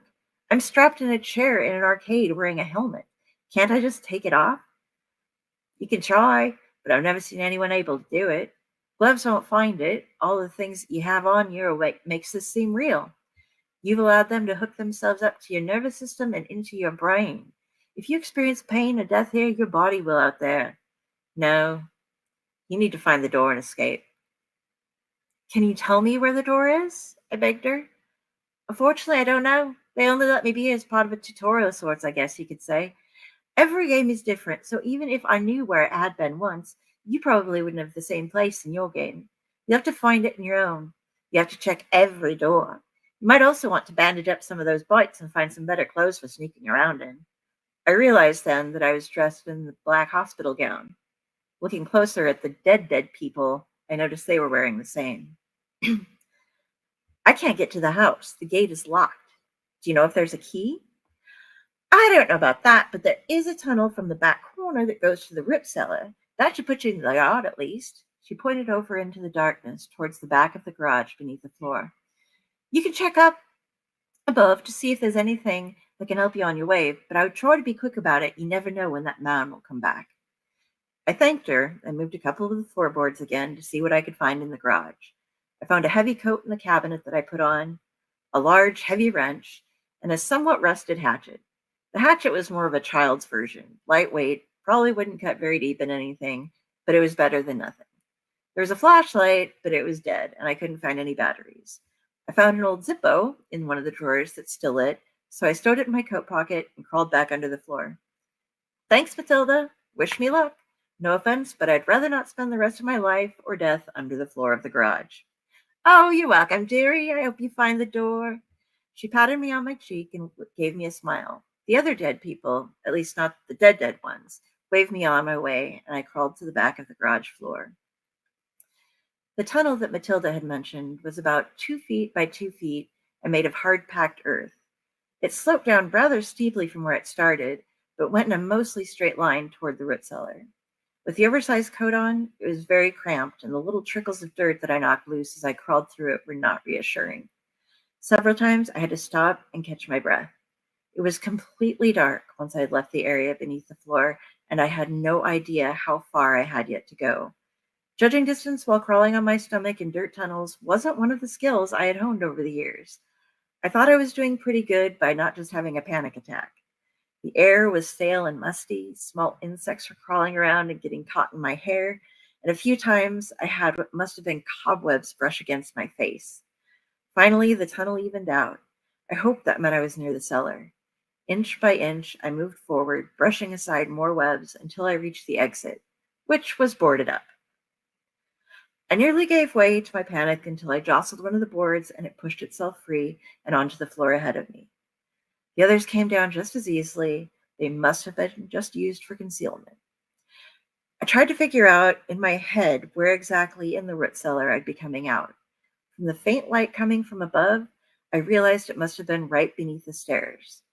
I climbed out of the tunnel, brushed off my coat and hair, and pulled the lighter out of my pocket. I was still staying near the floor. The old, unused cellar was filthy, and the stairs ran up over my head. I could see more cobwebs around me and waved the hatchet to knock them free and out of my way. As I rounded the staircase, I lit the Zippo to get a better look. The light didn't extend all the way to the back of the cellar, but it showed me enough. Those weren't just cobwebs. The walls were thick with webs. In some places, they crisscrossed the room. Quite a few of them had occupants. From the furthest point on the ceiling that the light reached, I saw one spider first, about the size of my hand, then more start scurrying their way towards me. The webs started bouncing as some of the spiders that occupied them shook back and forth. Some of them even managed to hiss at me. Snakes, I could think rationally about. I liked snakes. Spiders are a definite fuck no to my brain, so I set myself swinging that hatchet and bolting up the rickety old stairs to get out of the door that lay closed on the top of the little hillock above me. I got halfway up when I almost ran into the web of a spider whose body was nearly the size of my head. Its black, chitinous outer layer shining, its legs spread out at least a foot. The only good thing about a spider that big is that I was able to bring it down without having to pay too much attention to my aim. I knocked it out of its web and onto the steps and then flung it across the back of the cellar, and I fell to my knees. I surged up after that, throwing the door above me open and jumping out of the cellar. I threw the door back closed as I watched hundreds of spiders pushing me up the steps. Throwing everything on the ground, I shook out my hair, the coat. I could feel them crawling on me wherever they were or weren't. It took me a good 5 minutes to stop trying to brush imaginary spiders off of myself. When I had finally calmed down a little bit, I put the coat back on and walked up to the door of the house. If this thing was locked, the wrench would get me in. I'd break a window if I had to. Luckily, it wasn't locked, and I made it into the laundry room of the old farmhouse. Taking Matilda's advice, I dug through the clean clothes and came up with some of my old clothes. I don't know how they fit me, but I didn't care. The highlight of the laundry room, besides not having snakes, dead people, stomping men, or spiders in it, was the discovery of my old 8-eyelet Doc Martens. I loved those boots. Dressed in somewhat more protective clothing, I left the room and entered the kitchen, where I immediately scoped around the place and grabbed a nice knife to add to my arsenal. Just in case, I opened every cupboard door, but none of them were the door. The bathroom was next, and I went straight to the linen closet, tried the door, and was disappointed, but did find some bandages and ointment. I set them on the counter and turned to the sink. As I cleaned out the wound on my hand, I looked up to the mirror. I had no face. No fucking face. I stumbled back to the bath shower door and tried to understand. There was just smooth skin where my face should have been. How could I see it, though, if I didn't have eyes? I tried putting my hands on my face. It felt completely smooth to them. But I noticed that my face didn't feel my hands. Some kind of nightmare trick, I guess. But freaky as fuck. I couldn't stand seeing that anymore, so I focused on my hand, got it taken care of, tried the sliding door to the tub and shower just in case, and got the fuck away from that mirror. I knew I had to be quiet, but I also wanted to start searching the house for the door as quickly as possible. I stalked around the first floor, which was a mostly open floor plan, silently checking the few doors I could find. Doors on the cabinets, as well as those to the rooms and closets. Finding nothing there, I started up the stairs. When I got to the top of the flight, I heard a noise from below. Looking over the edge of the rails that ran around the top of the staircase, I saw my mother. This would have been a great thing if she hadn't been staring at me with her eyes nearly bulging out of her head, wearing a crazy smile and waving a bigger knife than I had back and forth like she was using it to say hi. I just gaped at her, and she put a finger to her lips. She ran off out of my sight. So, if it didn't suck already, I had to worry about a psychotic armed version of my mother running around somewhere in the house as well. I checked the door to the cubby over the stairs, the door to my sister's room, the door to her closet, and proceeded down the hallway as quietly as I could. Each new door I pressed my ear against, checking for signs of anyone being in there. I opened them as silently as I could, holding my breath and wincing when they squeaked. The hallway didn't exist in reality, but it did in the dream of this house. Only it led to another staircase at the end. There was something unnerving about it. It seemed dark, as if the light and life was being sucked out of it. I then realized it was the staircase from my dreams of my aunt's house, the one that led to the possessed floor, the one with a demon somewhere in it. The third floor was a very long hallway with so many doors, and all the while that you crossed it, the demon got stronger and stronger until you reached the next flight of stairs going up at the other end.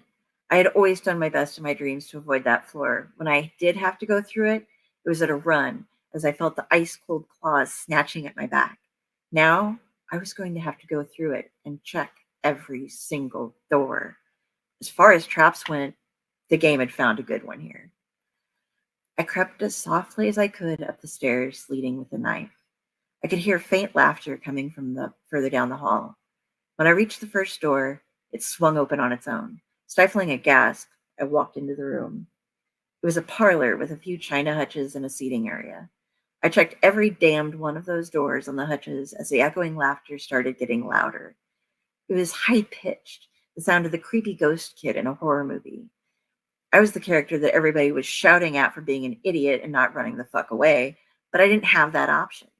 This floor would be a good place to hide the way out. I had to check them all. With one last look over the parlor, I went back into the hall. The next door swung open before I even got to it, slamming against the wall into the room. This room was empty, with the exception of a few pieces of furniture covered in sheets. I started peeking under each sheet, checking for anything that might have a door on it. After the chair and the ottoman, I felt an icy finger draw itself across my cheek. A voice yelled out, "Looking for something?" And all of the sheets flew into the air.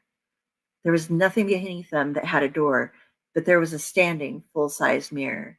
I caught my faceless reflection again, and behind me, in the doorway, was my mother standing with her knife, shushing me. I spun around, but she was gone. When I got back to the hallway, all of the doors slammed themselves open. Some of them were swinging open and closed, slamming both into the walls and shut. The child's laughter was now blaringly loud, with a deep accompaniment. My mother was nowhere to be seen. At this point, I admit, I straight up lost my nerves. I forced myself into those rooms, sometimes having to avoid getting hit by a door. All of the doors within these rooms were open as well. It was as if the demon that possessed this floor was mocking me. Whether or not the exit was here, I knew I had to try every door. I couldn't just flee from it this time. The whole floor was alive with slamming doors and the horrible cacophony of laughter. I reached the final room and walked in to see a child's bedroom. I had never entered any of the rooms from this hallway before, so I don't know whether it was always here or if it was the game. Standing behind the bed was a little girl. the source of the laughter. She looked up at me with black eyes. Would you like to have tea with me? I know you like to play. I ran to the side of the room where her closet was and checked the door. It wasn't it. I'd done this entire floor for nothing, and now I had a possessed kid taunting me. She stomped her foot. Look at me! Play with me! I know! Let's play dolls! Have you seen my dollhouse? She pointed towards the corner to a huge dollhouse. It was open in half. It was 4 stories tall, and it had many, many doors. You know you want to play! I nearly wept. Okay. Let's play dolls, I whispered. She smiled wickedly at me and handed me a doll. It looked just like me. I went over to the dollhouse and tried to start opening all of the doors that I could find in it. The little girl slapped me. That is not how we play. We have to get the dolls dressed and get ready to have a party for them in the attic. How about I look through the house and try to find things to take up to the attic for the party while you get the dolls dressed?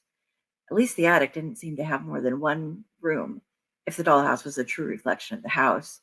It was also mostly bare. What if the door wasn't in the house? How fucked was I? I suppose, but you have to put the party up really nice, she said, pouting. A pouting demon-possessed child is not something you say no to. I gave her a nod and went back to checking the doors in the dollhouse, taking a few items here and there and putting them in the attic for the party. When I opened one of the doors, something pricked my thumb. I yanked it back to my mouth, and I saw the doll version of my mother, complete with a knife, hiding in one of the closets. I carefully took the doll out and saw something behind her in the closet, a large iron key. I snatched it out and stuck it in my pocket while I was turned away from the little girl, and immediately put the mother doll into the attic. Look, she's coming to the party too. Won't that be fun? I tried for cheerful. I really did. You don't know anything, do you? She'll ruin the party. You need to lock her up. She rolled her eyes at me as she finished dressing up the other dolls. Why would I lock her up? Because she always ruins things for me. She's no fun. She's mean, and she doesn't let me do anything, screamed the little girl. Maybe I'll just have her sit here on the stairs. Then she can hear the party and be sad that she can't come. How does that sound? My mind was running at 90 miles a minute, trying to figure things out. True, the version of my mother running around scared the shit out of me, but she hadn't actually hurt me, and she seemed to be able to frustrate the demon child. I had a key now. I might be wrong, but it seemed like it was possibly a way to escape from the game. I just had to make it out alive. Fine, she sighed, but she doesn't get any cake and she doesn't get to play. Okay, deal. I put the mother doll right on the staircase. I had finished opening every damned door inside of the dollhouse, and it was finally time to test my theory. I started to stand up and stretch my joints a bit. It wasn't until I turned around and started running for the door that the demon child realized what I was doing. No! The demon shed the child at that point like a second skin and charged after me as I just made it out the door. I started running up the stairs, and there was my mother, maniacal smile, knife and all. She nodded at me as I ran past her and turned to face the demon. I made it up to the attic and opened the door. It was not the one. I slammed the door shut and got to work. When I had been decorating for the party, I made sure to put certain things that I found in the dollhouse into the attic. That included all of the bed sheets I had found. It might be cliche, but the dollhouse was lacking in repelling gear. There, on the floor, were the sheets. I tied them together as fast as I could, triple-checked the room for any hidden doors in case I was wrong, and then tied one end of the sheet to a sturdy table by a window to the front of the house. There was screaming on the stairs, but it sounded as though my mother was winning. It would all be over if I could just get out of here. I opened the window, lowered my escape rope, and climbed out. I was very careful lowering myself down the side of the house. I hadn't come this far to die close enough to the garage that I'd end up spending eternity with Matilda. When I reached the ground, I ran to the gate. The key fit into the lock. I closed my eyes, said a short prayer, and then unlocked the gate. The air in the space between the fence seemed to shimmer like a road on a hot day. I stepped through the gate, and the sky began to swirl into darkness. Moments later, the VR headset was pulled from my head. Hey, welcome back. I wasn't sure if you're going to make it or not. Glad you didn't need the diaper, even if you wore it, though. I sat stunned as the nurse prattled away around me while taking all the wires and gloves off. Pretty neat game, huh? I've never been through anything like it, I told her honestly. I just wanted to get the fuck out of there and get home. I didn't even want to know the answers to the questions I had. I just wanted to go home and forget that I'd ever done this. I would never come within a mile of VR again. Here, she added something to me. All of the winners get one. I guessed your size.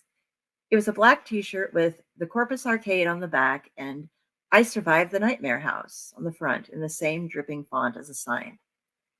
Thanks. I think I need to go have a nap. I took the t-shirt, got dressed, and walked out of the arcade without looking around me. I didn't want to see that there were no people that I could see. I didn't want to know why there were no people there that I could see, and I didn't want to know why.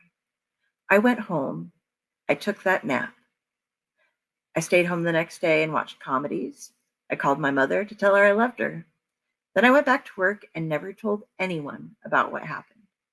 There's one thing that's been bothering me ever since I left that place. One thing more than you'd expect anyway. Every now and then when I'm around a mirror, I'll catch a reflection out of the corner of my eye that doesn't have a face. If I look directly at it, it will clear up and I see myself just fine. But I'm scared. I don't know if it's my imagination or if it's something that I brought back with me, or if maybe I'm still in the room, strapped to that thing, and I never find the right door. I tried to find it a few times, but I never did. It wasn't listed anywhere, and none of the neighbors I checked had gotten a flyer. I thought I found the area, but it just wasn't there. I kept the t-shirt, though, and of course the diaper, to make sure that I know it really happened. And now that you've heard its story, I hope you enjoyed it more than I did.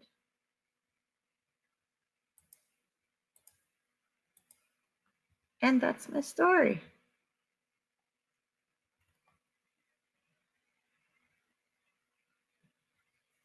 And I can't hear anything. Can you hear me? Can you hear me? You. I couldn't hear Raz. I can't hear Raz at Raz all. doing it on purpose. He's doing it on purpose. Is he? You're not? I was like, you're not muted.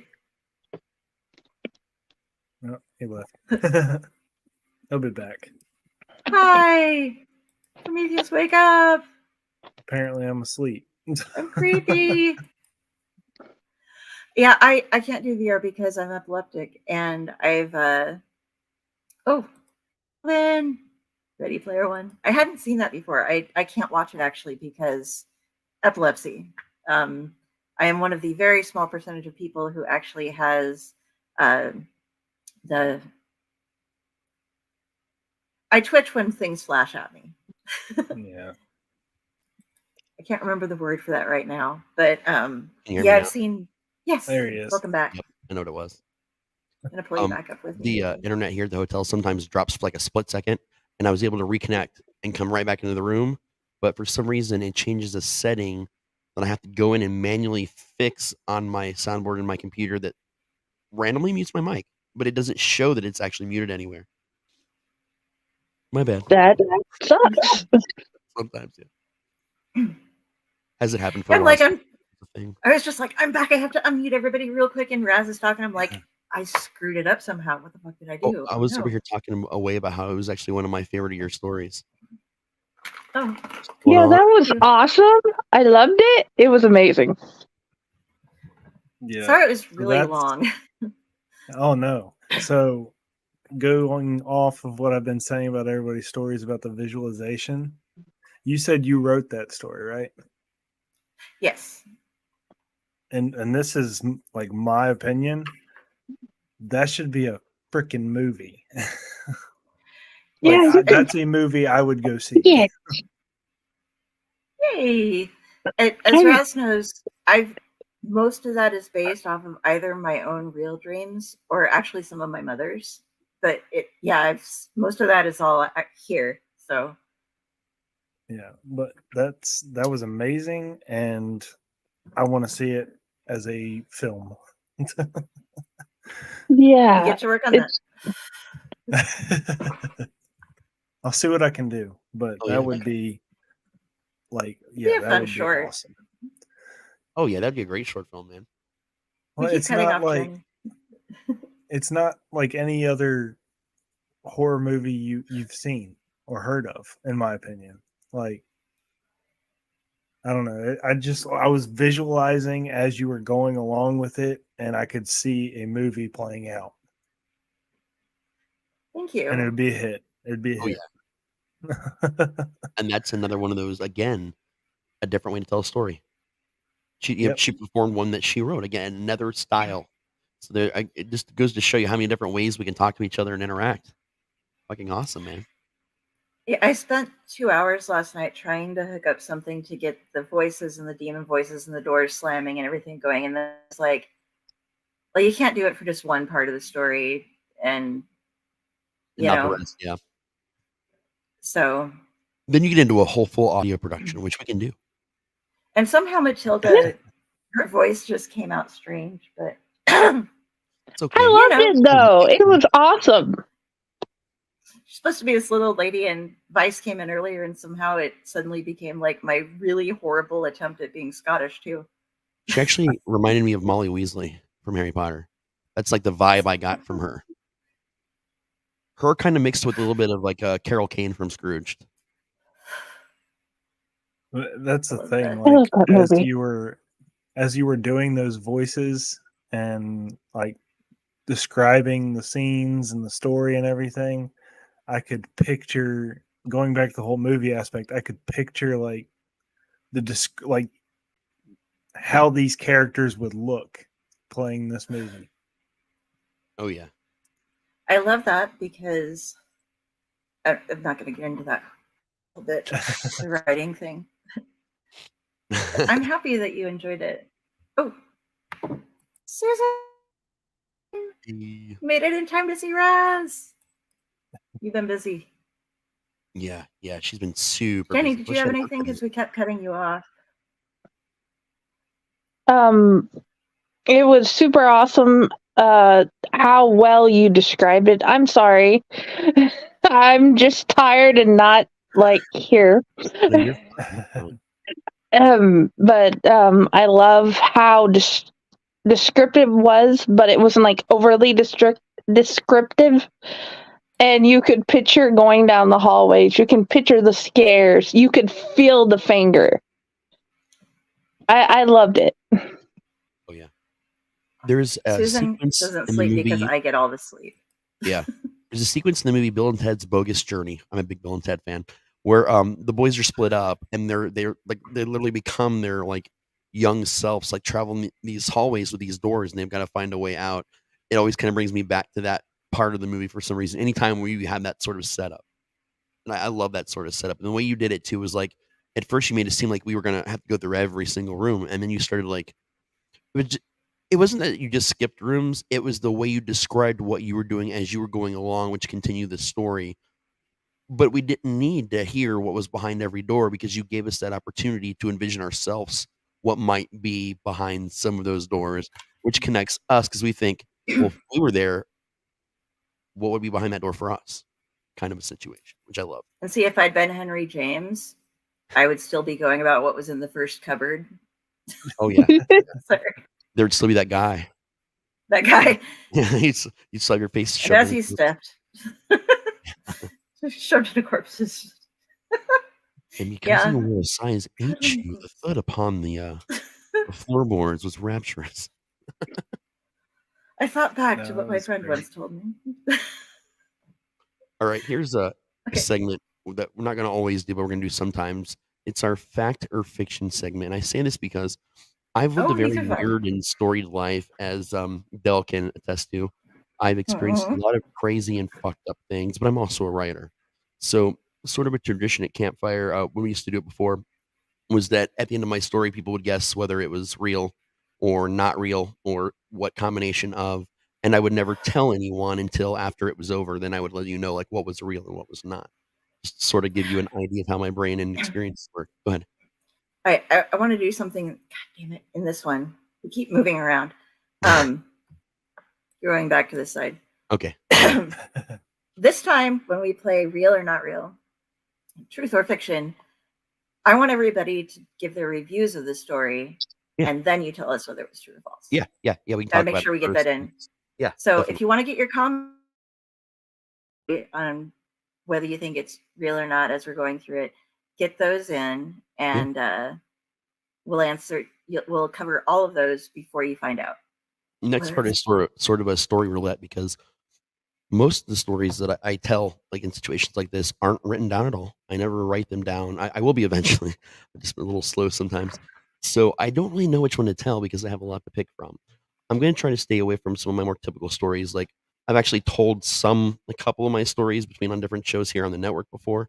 I talked about the time that we moved from our first house when I was a child because it was legitimately haunted. We were one of those families where it got bad, it got violent, and it was legit. The reason why we moved is I think it was 9 when we made the move. And I'm not going to retell that one right now. Maybe, way on down the road when it's fresh again or whatever. I've told some stories that aren't mine. I've actually done that. This is the second time on the network I had done the Bloody Finger story. And I think I've told the story again, one of my favorites that's not mine, about the Goat Man, because that's just one of my favorite internet stories. So I'm definitely not going to retell any of those more known ones for me anytime soon. So that just leaves me to what to talk about. And Dell knows more of my stories that I tell during situations like this than probably anyone, because she's heard them all on repeat. Do you have a favorite one that you don't mind me retelling again? Well, the one that I was thinking of is one that it's up to you on whether, I don't know if you want to share it with a large of an audience or not. Let me give you a private chat one. Okay, yeah. Sorry, everybody. I don't know what just happened to my camera. Sorry. Oh, you're fine.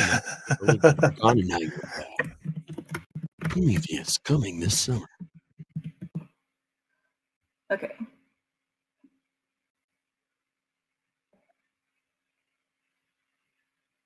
I don't think I've ever told that one before. You told it to us once in Right Campfire. Oh my god! I didn't even realize I'd even told you guys that one. Yeah, I didn't know think if you were comfortable with that one or not. I'll save that one for another one when I'm prepared to tell that one, because that one's a lot. So that'll leave us just. You know what? I got the one. I'll tell for tonight. Okay. Yeah, I'm ready. All right. Just for your reference, it's Spotlight Tag. All right. So when I was a kid, as some of you guys may or may not know, I lived in a very fucked up house. Hauntings out the ass. We had the shadow men on the walls that you would just see in the middle of the day, like the dark masses that was attached to nothing.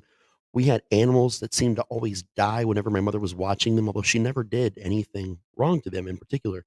We had the sounds. We had strange liquids coming down walls. We had everything that you can possibly imagine, and things that I'm even too terrified to speak of. Well, we try to distract ourselves a lot, as much as possible, and have reasons to not be in the house at all hours of the day. And one of our favorite pastimes, and this became a pastime of everyone in the neighborhood, was Spotlight Tag. Every weekend, I'm talking every Friday and Saturday night, sometimes on Sundays or weekdays if it was someone's birthday or special occasion, or we didn't have school the next day, as long as all the parents agreed. So we'd always start out at one end of the block and have our kind of base. Everyone would know, if you decide you don't want to play anymore and you want to be safe, you just have to sneak to base, and then, you're safe, you're good, you're out of the game, but at least no one caught you. But if you were hardcore about it, you waited, you found your perfect spot, and you hid there for all of eternity to be blessed with that familiar phrase, last man standing. Because if you survived the night and no one found you, that was like an honor that very few kids ever received. And you were kind of a god in the neighborhood amongst the kids. Like, you were the best at hiding, but to us, it meant something more legendary than that, some special skill that no other kid had quite figured out. And at this point in time, no kid had survived that long. Someone had always found them. It was sort of a matter of either parents would call the game, or something weird would happen and the kid would give themselves away by coughing too loud at the last second or whatever. Tonight was going to be my night. I felt it. I had never been able to pull it. I was the closest so far. I found some great spots. But the shitty thing about finding a great spot when you're hiding is the second you're found, at least one other person knows it exists. And either they take that spot in the future or it's the first one they check every time they're it. That's just sort of how these things go. It's our mentality when we're playing hide and seek. But the cool thing about Spotlight Tag was that it was hide and seek outside at night. And the only way the seeker could find you is if they shine the light on you. Now, as you can imagine, there's a lot of debate amongst kids like, oh, the light didn't hit me. You didn't point the light on me when you found me, so you didn't find me. And there's the stupid arguments like that we all had because we just wanted to be the best. And we looked for any excuse that we could find just to kind of slide under the radar. So I decided that I was going to hide in the playhouse. And before you say that's a stupid spot, why aren't they going to check there? Let me explain. Our backyard and our house was kind of weird, and you could hide it at any house on the block. You couldn't go in an actual house, and there were some parents that would say, "Okay, you can't go in my garage or my carport." Like we all knew what was off limits on the block. Leaving the block was also off limits. So we did have rules and boundaries, and we had parents scattered around on the outskirts of boundaries to keep us honest and for safety. Well, my backyard of that creepy ass house. No one ever wanted to hide in my yard, and I knew it. I didn't want to hide in my own fucking yard, if I'm being completely honest with you. Who would? I wanted to get away from my home, but I knew that if I hid in this yard, it would take them forever to come look, and then the chances of them like really wanting to explore it were pretty slim. The only cool thing about our house in our yard that was awesome was that playhouse, and it was probably 5 summers before that my dad, my grandfather, and my best friend slash brother's father at the time um, built this thing for us. And these were people that were all very handy. So what you had was a house. It looked like what tiny houses look like these days, but up on stilts, like 10 feet in the air. It had the staircase that went like this. It had a front porch with railing. It had everything, even a porch light. This thing looked legit and it looked nice. And we had, all kinds of stuff in there from different ages. Like we had our fake kitchen sets with our fake food so we could play house, stupid, silly things. We had a dartboard with the rubber tips would just kind of sink in place. We had all kinds of cool little things up there and drawing walls, books, books galore, honestly. And what I figured out was there was this one corner, right? If I moved the fake kitchen sink and one of the fake bookshelves and brought them closer together in the corner, but brought them out a little bit, you couldn't tell actually because the spacing and the way it was made that they weren't flush in the corner, but it left a spot big enough for me to hide behind. And I'd secretly practice this through the week. Although my brother and sister played this game with us too, I made sure to sneak out, like during the day when they were at school because I was kind of young. So my school schedule was not as stringent as theirs. And I made sure it worked. And sure enough, I couldn't see any way where I could be found. Well, let me also preface this by pointing out what had been going on in the neighborhood at this time. There were a lot of disappearances. It started off pretty simple as first. You're like, hey, my dog's missing, my cat's missing. You see the missing animal signs up at the public library and the grocery store, local telephone poles, things like that. I should also say that this was the 80s, by the way, late 80s. So this was kind of an issue. And then it progressed into a kid from our neighborhood. Timmy went missing. And he was a pretty good friend of all of ours. And at that point in time, they'd still never found them. So the general rule is, small town, pay attention where you are, go out in groups, don't be alone, et cetera, et cetera, et cetera, the normal shit. Well, we didn't think none of this back then. It was just what was happening in the neighborhood. Nothing like this had ever happened before.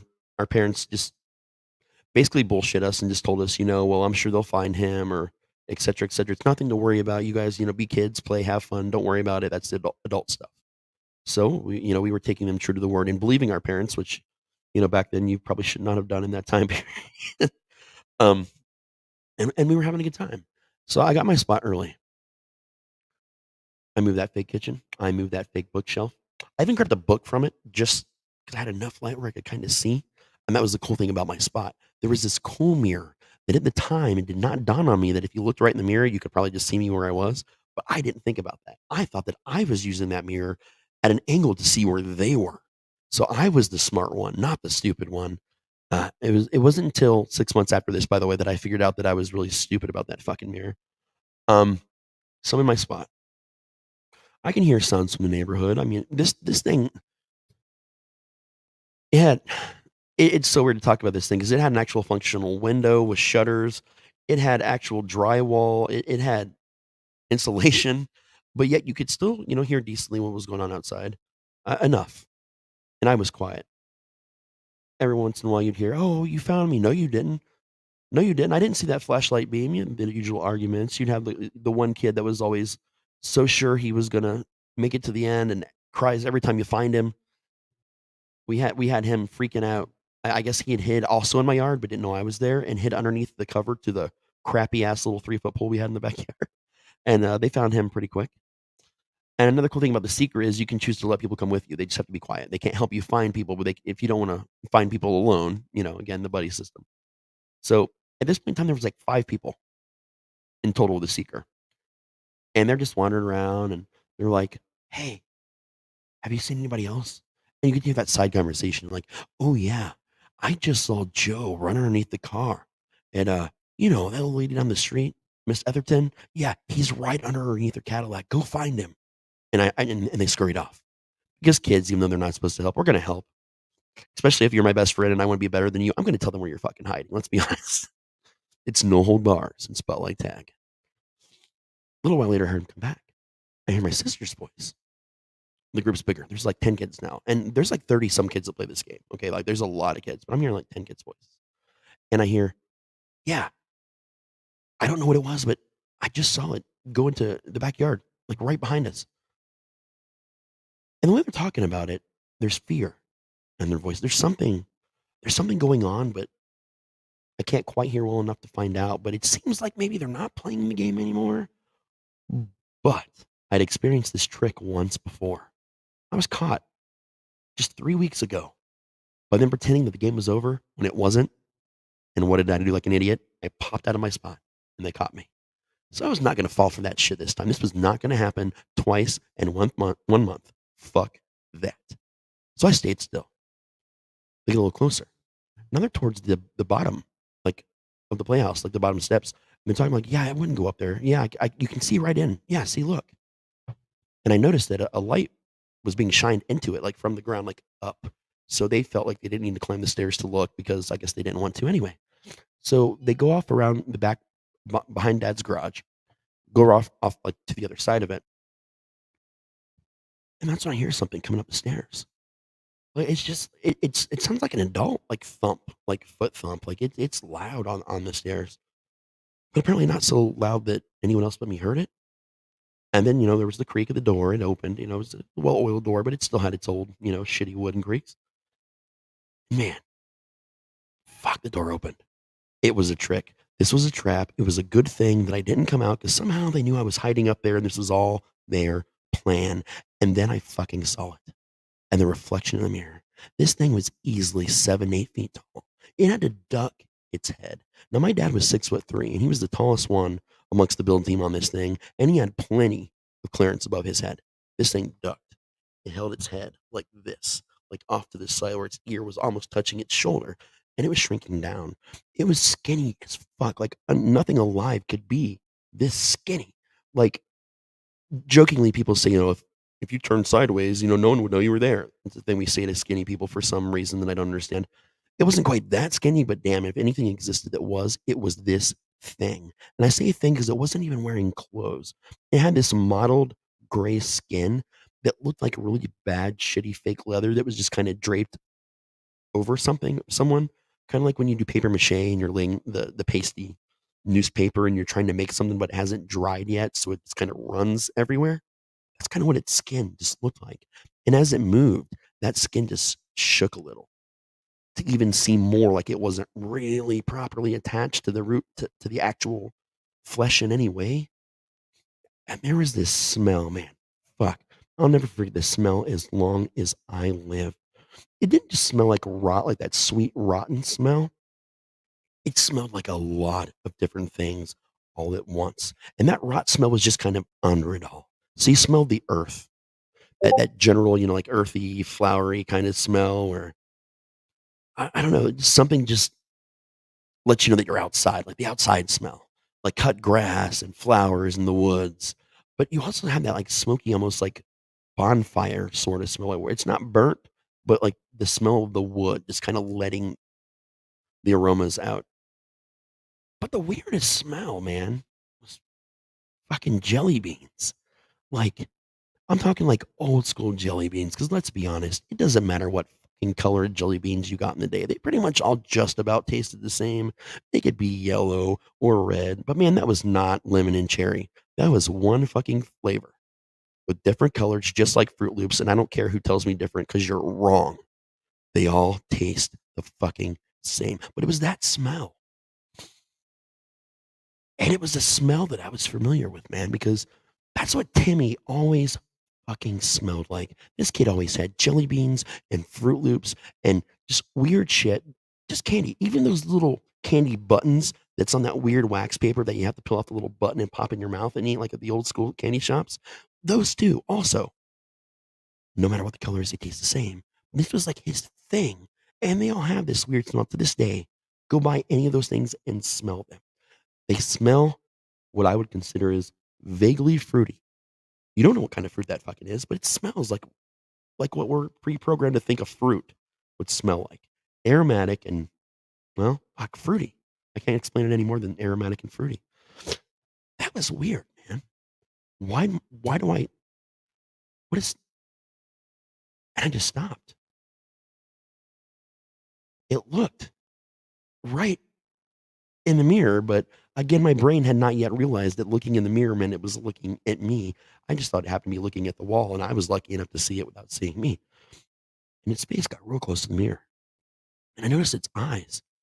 Right in the very center part of the eye, there was something shiny there. And there wasn't hardly any light. There was barely enough light at all. The only light that was there was from the moon, and it wasn't even a full moon. We're talking like at best a quarter moon, man. At best a quarter moon, like waning even. So the light wasn't strong, but because we were up higher and there was no tree cover, that little bit of light just came in the window the right way for me to see it. And it was shiny. Ungodly, weirdly shiny. Like if you took a picture of something, you see the red eye, except for in real life. Like that kind of a weird reflection on the iris. And I'd only ever heard of a couple things like that before. There's a lot of names for things like that.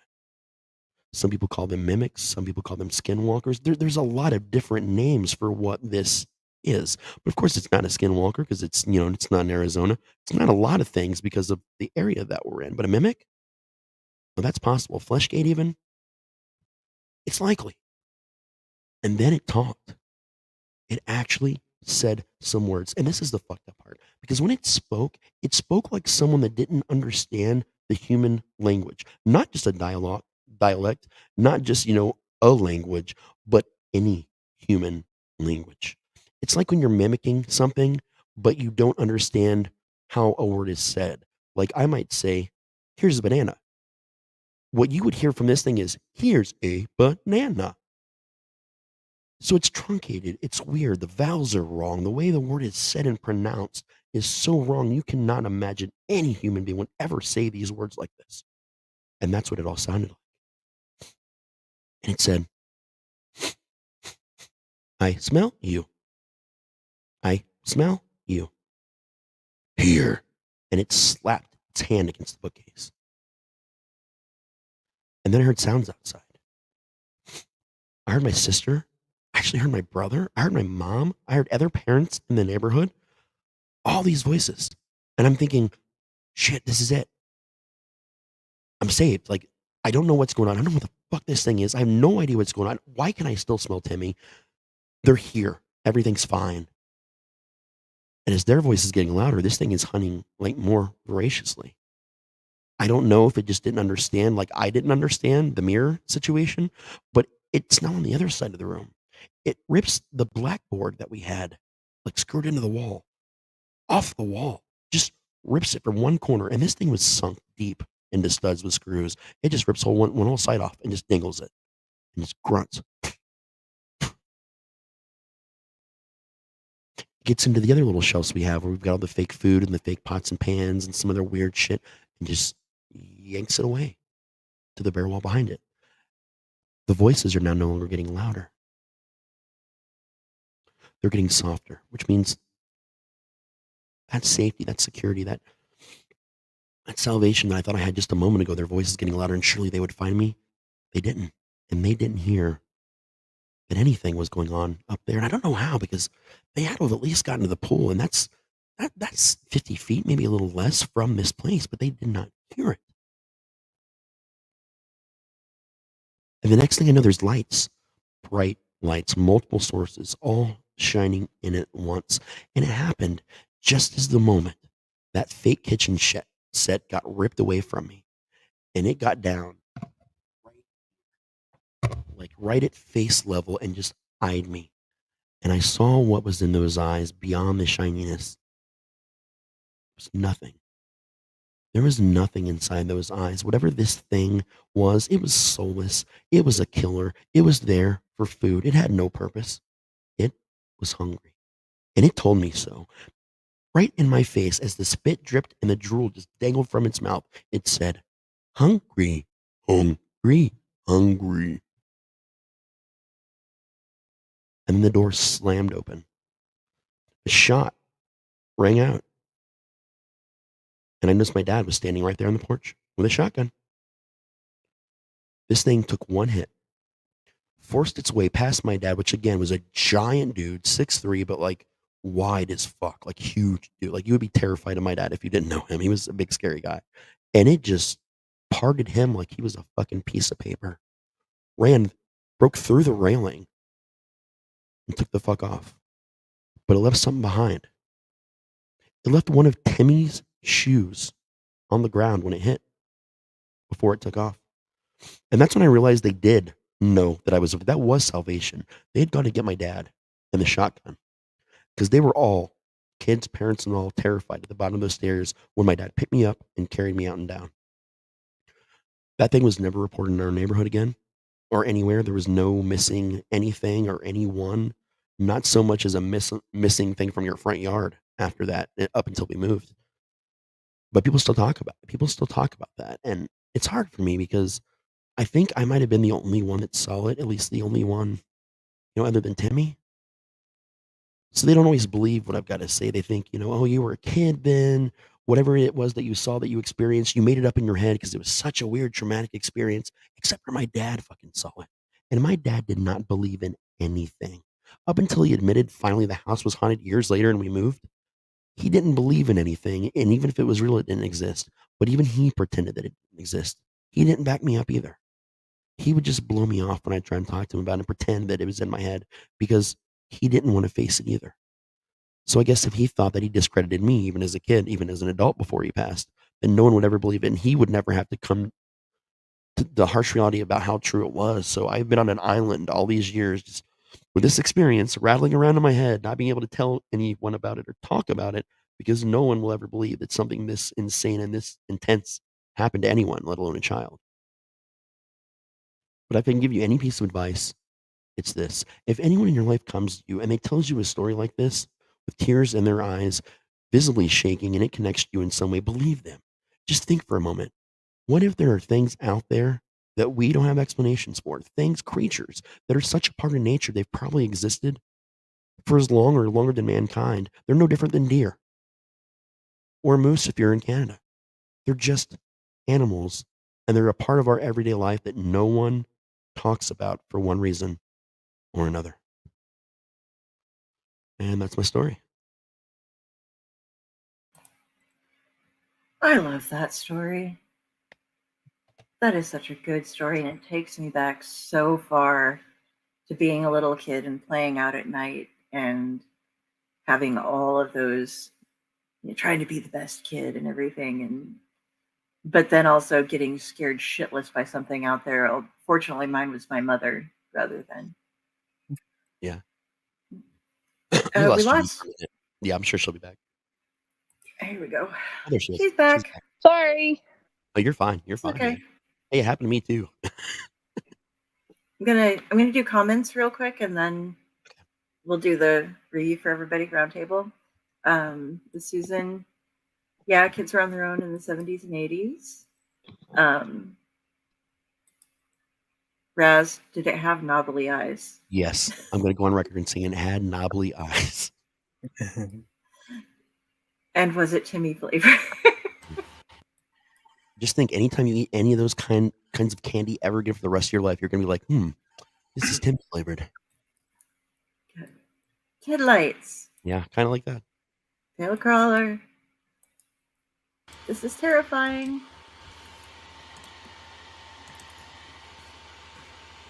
Dale says it's sweet. And Slippy could listen to you talk for hours. You need to make him an audiobook.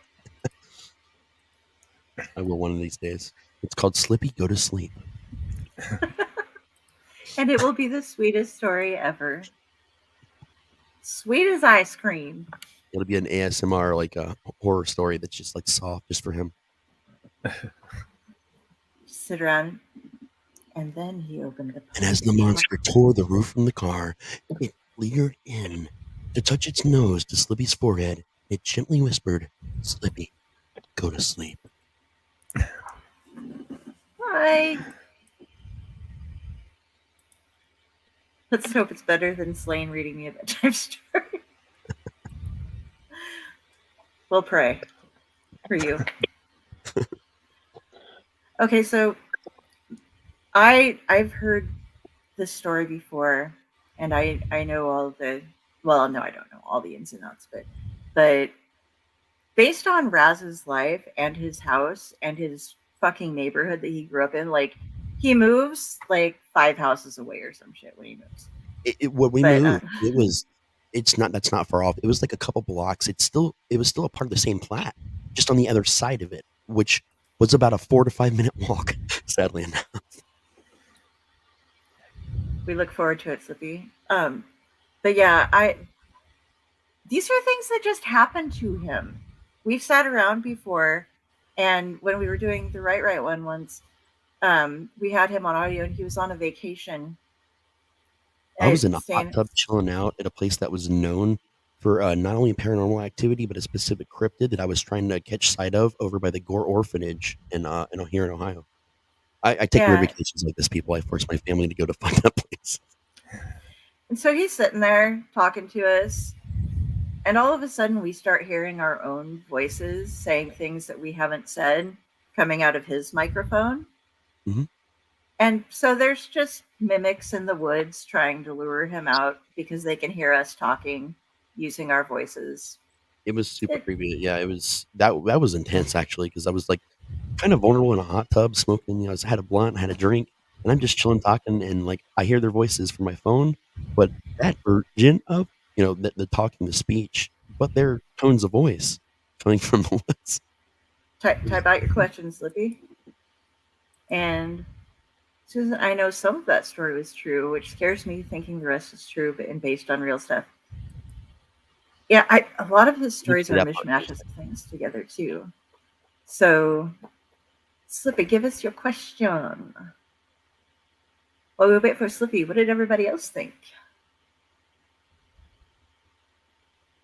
Go ahead.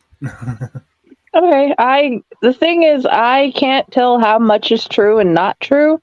I just can feel. The thing is, I've read parts of those things in other stories, which is the thing. It's like, how much did you put of your real life in the story? And actually seeing a thing like that in real life would probably scare the hell out of me. Yeah. Yeah. So when I'm on the same page, I feel like there's parts of it that are true, and there's some things that I wouldn't necessarily say not true, but maybe exaggerated, just to draw the story in. That's fair. But when you describe the thing you saw, I'll tell you what my first initial thought went to was Slenderman. That was I do have a Slenderman fascination, and I can see where you'd get that a little bit. Yeah. Yes, because that was Slenderman was like one of the creepypasta horror stories that really drew me in when I was younger to horror, which is weird. But that's the first thing that came to my head when you were describing that creature. I wouldn't say it's weird because it was kind of almost not the start of creepypasta, but the start of it blowing up and people knowing what the fuck it was all of a sudden. So Yes. that was a really good introduction for a lot of people to horror. Oh yeah. And I even yeah, did a Susan. Superman web series for like a couple seasons. That was a lot of fun back in the day. But when I Slippy was Hollow. younger, then that was like, the first real thing that I got into was the whole Slenderman Yeah. Creature and whatnot. I was always like, I guess when I first saw like the pictures and whatnot that people had for the creepypasta and the stories, reading the stories behind it, I would be like going out at night when I was younger and thinking that I saw him. Oh yeah. Just like off in the woods, and it was always like a thing that haunted me for some reason. You'll actually find some of my weirder stories on creepypasta and No Sleep. Like I actually write. Really? It's possible that you might have read one. I'm under the name It Sees You because it just I don't know. Okay. It was a fun name. That's what I use. Okay. Hell yeah, that's awesome to be compared to that, man. That's an honor right there. Yeah, that was really good, man. I like it. I'm curious, what parts did you guys think were probably real? Because this is the funnest part of all for me personally. It don't get an reminds answer. me. It reminds me of the thing in the house at the top of the hill, back there in Sunny Daisy. I don't know what it was, but it reminds me of that thing. And I never wanted to go up there on the hill, no matter how hard Heather tried to tell me I should, and find out what it was. Fair enough. So, yeah, the tag thing seems like it could have happened. You keep using that over and over. What tag? Yeah, the flashlight tag. Did I? I don't know if I've ever written it in a story, but I might have. You did. I have. I probably did. I just don't remember. I read a lot of things that I don't always remember. I would You've say had a the couple. flashlight tag is Yeah. probably the whole game aspect is probably real of it, because I did that as a kid too. We played it in our neighborhood, and but I mean, I would say you did see something. You did see it, but I would say, and like, this is a whole guessing game, but I would say it finding you and coming to, like, into your face like that was maybe the exaggeration. That would be my thing. I would say you did see it, but it didn't confront you. Okay. Del, what do you think? I don't think I'm allowed to guess on most of these. I mean, you Because can. yeah. I do also. I'm with Prometheus in that there was something, and I'll also go with that. Your dad saw it too and denied it to your face, just because I know stories about your dad. That he's probably trying to protect you. Yeah, his way of dealing with things was to ignore them a lot when it came to the spooky shit that happened around you. But yeah, I'm with him that it wasn't actually speaking in your face. Though I know you've been around enough mimics that you know what they sound like to incorporate it into this one. And I've given up waiting on Slippy. Slippy, write your question. We'll get you answered. We'll get to it. It's time for the reveal. All right. So here's the things that were true. Oh, sorry. Oh, go ahead. Susan had an answer. That you saw something supernatural, cryptid. I've had real experiences, and I feel you have to pass. Yes. Here's what's true. But first, let me say that this was a culmination of several different experiences that kind of I pulled together again, yes, for the sake of exaggeration, and tell a story. So some of these events that were true did not happen at the same time. They just sound good together. I have seen one of these things before, straight on in the face. No, I did not see his face that night. That night was long before I'd ever actually seen one ever. That was the first experience that I had had. Even with, growing up part-time on the reservation and everything, that was the first time I'd seen something like that. Like, actually seen it, not just heard stories. So I only ever saw it from the side and the back, even in the mirror. I never saw its face in the mirror. It never made eye contact with me in the mirror. That's all bullshit. The playhouse, real. It actually still exists after all these years. Everyone that's moved into that house, and no one, by the way, has lived there longer than a year or so. Everyone's left. For some reason, the first thing everyone does when they move into this house is they fix it up. They put a new light socket in, new steps, or they just repaint it. But every family, and there's been over 30 different families. No, sorry, there's been about 20, 21, 22 families that have lived there since we moved there from there when I was 9. And I'm 40 now. But they all fix up that playhouse, and I don't know why. But everyone keeps it and fixes it up.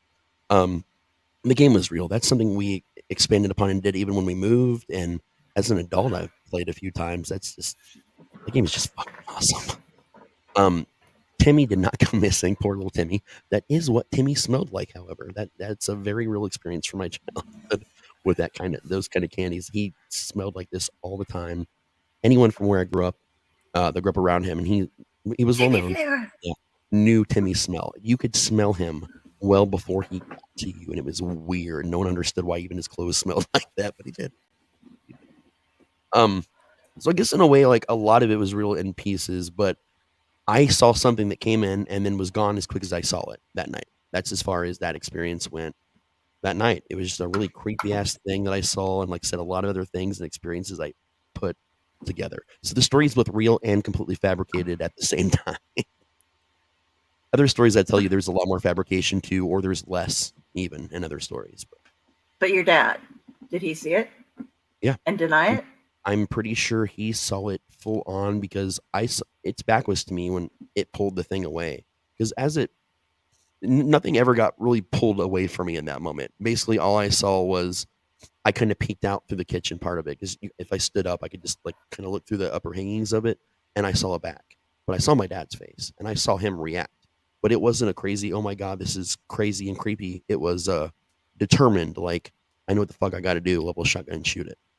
Almost kind of led me to believe as a child that this was not his first experience with something like this, which is why he even more doubled down on the fact that it wasn't real or wasn't a thing. And he did this to me my whole life, like living at that house and all the weird shit. He would never admit it until we moved. The shotgun shooting was real, yes. That scared the shit out of me almost more than the event because of the sound in that tiny space. I'd already pissed myself once when I saw that thing for the first time, but the shotgun definitely emptied the rest of my bladder. I'll be honest with you. I didn't We put have that to part get in the story. we have to put a group of Ohioans together for some local A lot of weird shit happens in Ohio. campfire sometime. But yeah, a lot of that, like I said, was either fabricated, like exaggerated, just like Prometheus said, for sake of the story, or it was like little pieces of things that I had done and experienced. But I think, like I said, you got to draw elements sometimes to put a story together. Oh, yeah. So. I have a question for you guys there. Did you guys ever see any like steam like creatures on the railroads there? What do you mean, like exactly? It looked humanoid, but it was more like blurry steam like, and it would follow the rails. It's very possible. There's a lot of weird things on the train, but there's a lot of train tracks that run through where we live, like a shit ton. Some of them are still used. Some of them are actually being recommissioned that should not be right now. So, I mean, it's very possible. We've seen a lot of things out there. I actually keep like weird journals and stuff of things I've seen before, so I'll take a look and see if I come up with anything for you. Okay. I've had a weird train one too. Go ahead. Oh, sorry. We were in high school and I was with my cousin and a couple of friends. He wasn't from my school, but we were all in the same age and area. We're all little tiny town schools, Nebraska. And the way to get back to my house after like a football game or something at my school, I lived out in the country and my school was out in the middle of the country too, is just go straight down this road that went over the railroad tracks. And then when you finally got to my turn, hang around and you're there. And we were driving and just got down the hill and he was driving really fast. And he went over the railroad tracks and there had been nothing there when we went over them. But as soon as we crossed them, there was a train halfway through itself behind us that was going across the tracks. So that happened and we were all like, what the fuck? Oh, yeah. But trains have weird things too. Like Ohio. Mariah says down here in North Carolina, there are a lot of apparition smoke steam lime creatures that are all around the railroad tracks. Raz has heard about some of them. Yeah. And I you would should look up the love to hear those stories. Look up the local story of the Mako light down in Wilmington, North Carolina. I have. Oh, good. And there's a lot of death tied to old train tracks, especially the immigrants that laid the first ones. Oh yeah. And the neighbor that got hit by a train back in Saudi Daisy. There you go. Yep. I know that's a bad thing to laugh at, but I think a lot of times we laugh about things, even serious things, to be less terrified or upset or bothered by them. To be honest with you, when you see it as a kid, it's like, what? Why is he still standing there? But yeah, it's scarring, dude. You never forget that kind of stuff for the rest of your life. Whether even if you see it and experience something as an adult, you'll take that with you forever, man. So the big experiment side of this was, how do we exist in a post-COVID world where we were all boxed up, all across other countries, across other states, where we were always separated from everyone, where we didn't have that ability to go out and sit at a campfire with each other and tell stories. That's what kind of gave birth to this version of the campfire with Del and I from the Right Discord. Again, if you guys are interested as writers in that Discord, let us know. We'll give you links. But this was our way to bring people back again, to tell each other stories, to sit somewhere that was a little more intimate with a couple friends and just tell stories. Real, fake, experiences, performed, whatever kinds they were, because we're all different people, was to reconnect again, guys. And so we are connecting with each other. We're connecting with people that are listening to us and commenting right now, people that are going to listen later on YouTube. But we get to do this, man. We get to get together and just bullshit and tell these stories and get them out there and connect. And it's something that I think people need to learn how to do almost all over again. So hopefully this is one little step for people everywhere that experience what we're doing here to do that in their own lives. Like, get some friends together where you live. Start your own campfire out in your yard, out in their yard, or make it virtual like ours are. But just start telling stories again. Just get out there. And it's also great that our world has expanded so much and technology has caught up so much that we can talk with people all over the place. Yeah. Mariah lives only about half an hour from the Devil's Stomping Ground. Yeah. We can find out stories directly from her, and I'll be hanging out together. Oh yeah, I mean, we were representing 4 different states right now. It was 5 a minute ago, but it's 4 now. Mm-hmm. I can't wait to see the kid version you come up with for April. Oh yeah, I'm working on that. Bloody Finger is actually one of them, and that's another reason why I use it as a sample tonight. So like that kind of scary, but it's not. Heard a version of that, so it'll be fine. Yeah. But yeah, guys, thank you all for joining us on the show. We're going to talk a little bit real quick before we go about how you can find each of us once more. You got to get the promos out there. Go ahead, Del. Yeah. Gotta get everything out there, Del. Okay. I was doing it all night. No. I thought you wanted to say something. I was I was going to say, while we're telling you how to get a hold of all of us, if you are somebody who is a storyteller and would like to join in one of the shows, please just contact us. Reach out to me, reach out to Raz, reach out to pbdc.com, or it's Psychomanium 13, but PBDC Collective on Facebook. You can go ahead and just send us a message and we will talk to you and arrange. We're going to be doing these every first Sunday of the month. We have a whole brand of Owl Light stuff coming out, and we're also incorporating the buddy check into it right now because we're waiting until fall to do the traditional Owl Light, the educational show. Yep. So we're going to be doing a lot though. Raz, explain the rest of the shows. Yeah, so we're kicking it off officially full on this month. Today was the campfire. Next Sunday, and we'll have our time slots posted too, so it's a little easier to figure things out and find us. We have Clutch, Del's Clutch show, right? Yep, Clutch Personalities. Yep, Clutch Personalities. That's a show. Actually, you're right here. You can explain that show better than all of us. On that show, I invite storytellers to come and join us on the show, and I do live interviews. Storytellers aren't necessarily just authors. My current first and second guests are both authors and musicians and involved in publishing a little bit. But I'll also be reaching out to straight up musicians to stand up comics because they're really good at telling stories. I'm going to have a poet laureate who's going to be joining me, as well as some filmmakers. So every way that a story is told, I'm going to try to be getting some comic book artists and stuff on as well to teach all about different storytelling. And if you come to the live shows, I give away merch. So stuff. Show up. Free It was cool stuff. as hell because there was a lot of Interviews. awesome physical copies of books that were signed by an author. There were digital copies of books. There was a lot going on in that last episode the first one you did last month, and it was fucking amazing, guys. So seriously, check that out. You're gonna want to be there for that live. The YouTube's fine. Definitely watch the videos. Give us some views on the YouTube part of things. But the live is where all the magic happens that we're trying to do on Sundays. And then third Sunday, we were talking about audio dramas earlier. I am writing a full-on balls to the wall old school radio show that starts in 2 weeks from tonight. I don't want to give a lot of it away, but it is more comedy horror leaning. There's a lot for everyone, and it is about the haunt industry. So that's another angle of things I think people will really enjoy. You'll find out more about that in the official name of it the day it comes out. But for now, we're just calling it Campfire Stories. But that's where we're at with it right now. You'll hear a lot of familiar voices pop in from time to time on that show, doing different voices and sound effects and the whole old school vibe. And then again, the last Sunday, like she mentioned, those are our buddy checks. You guys aren't familiar? Anyone is welcome to just let us know they want to show up. We'll pop you on the stream with us. We talk about depression, real life things that we're trying to get through, how we're coping with it. Hey, how are you doing today? You can pop in the chat if you don't want to be in video and tell us your story, and we'll talk to you about it. Sometimes we just need to know that another person is there and that we're heard. And that's what we need. So we might laugh, we might joke, we'll have a good time, but we'll deal with our struggles and your struggles along the way.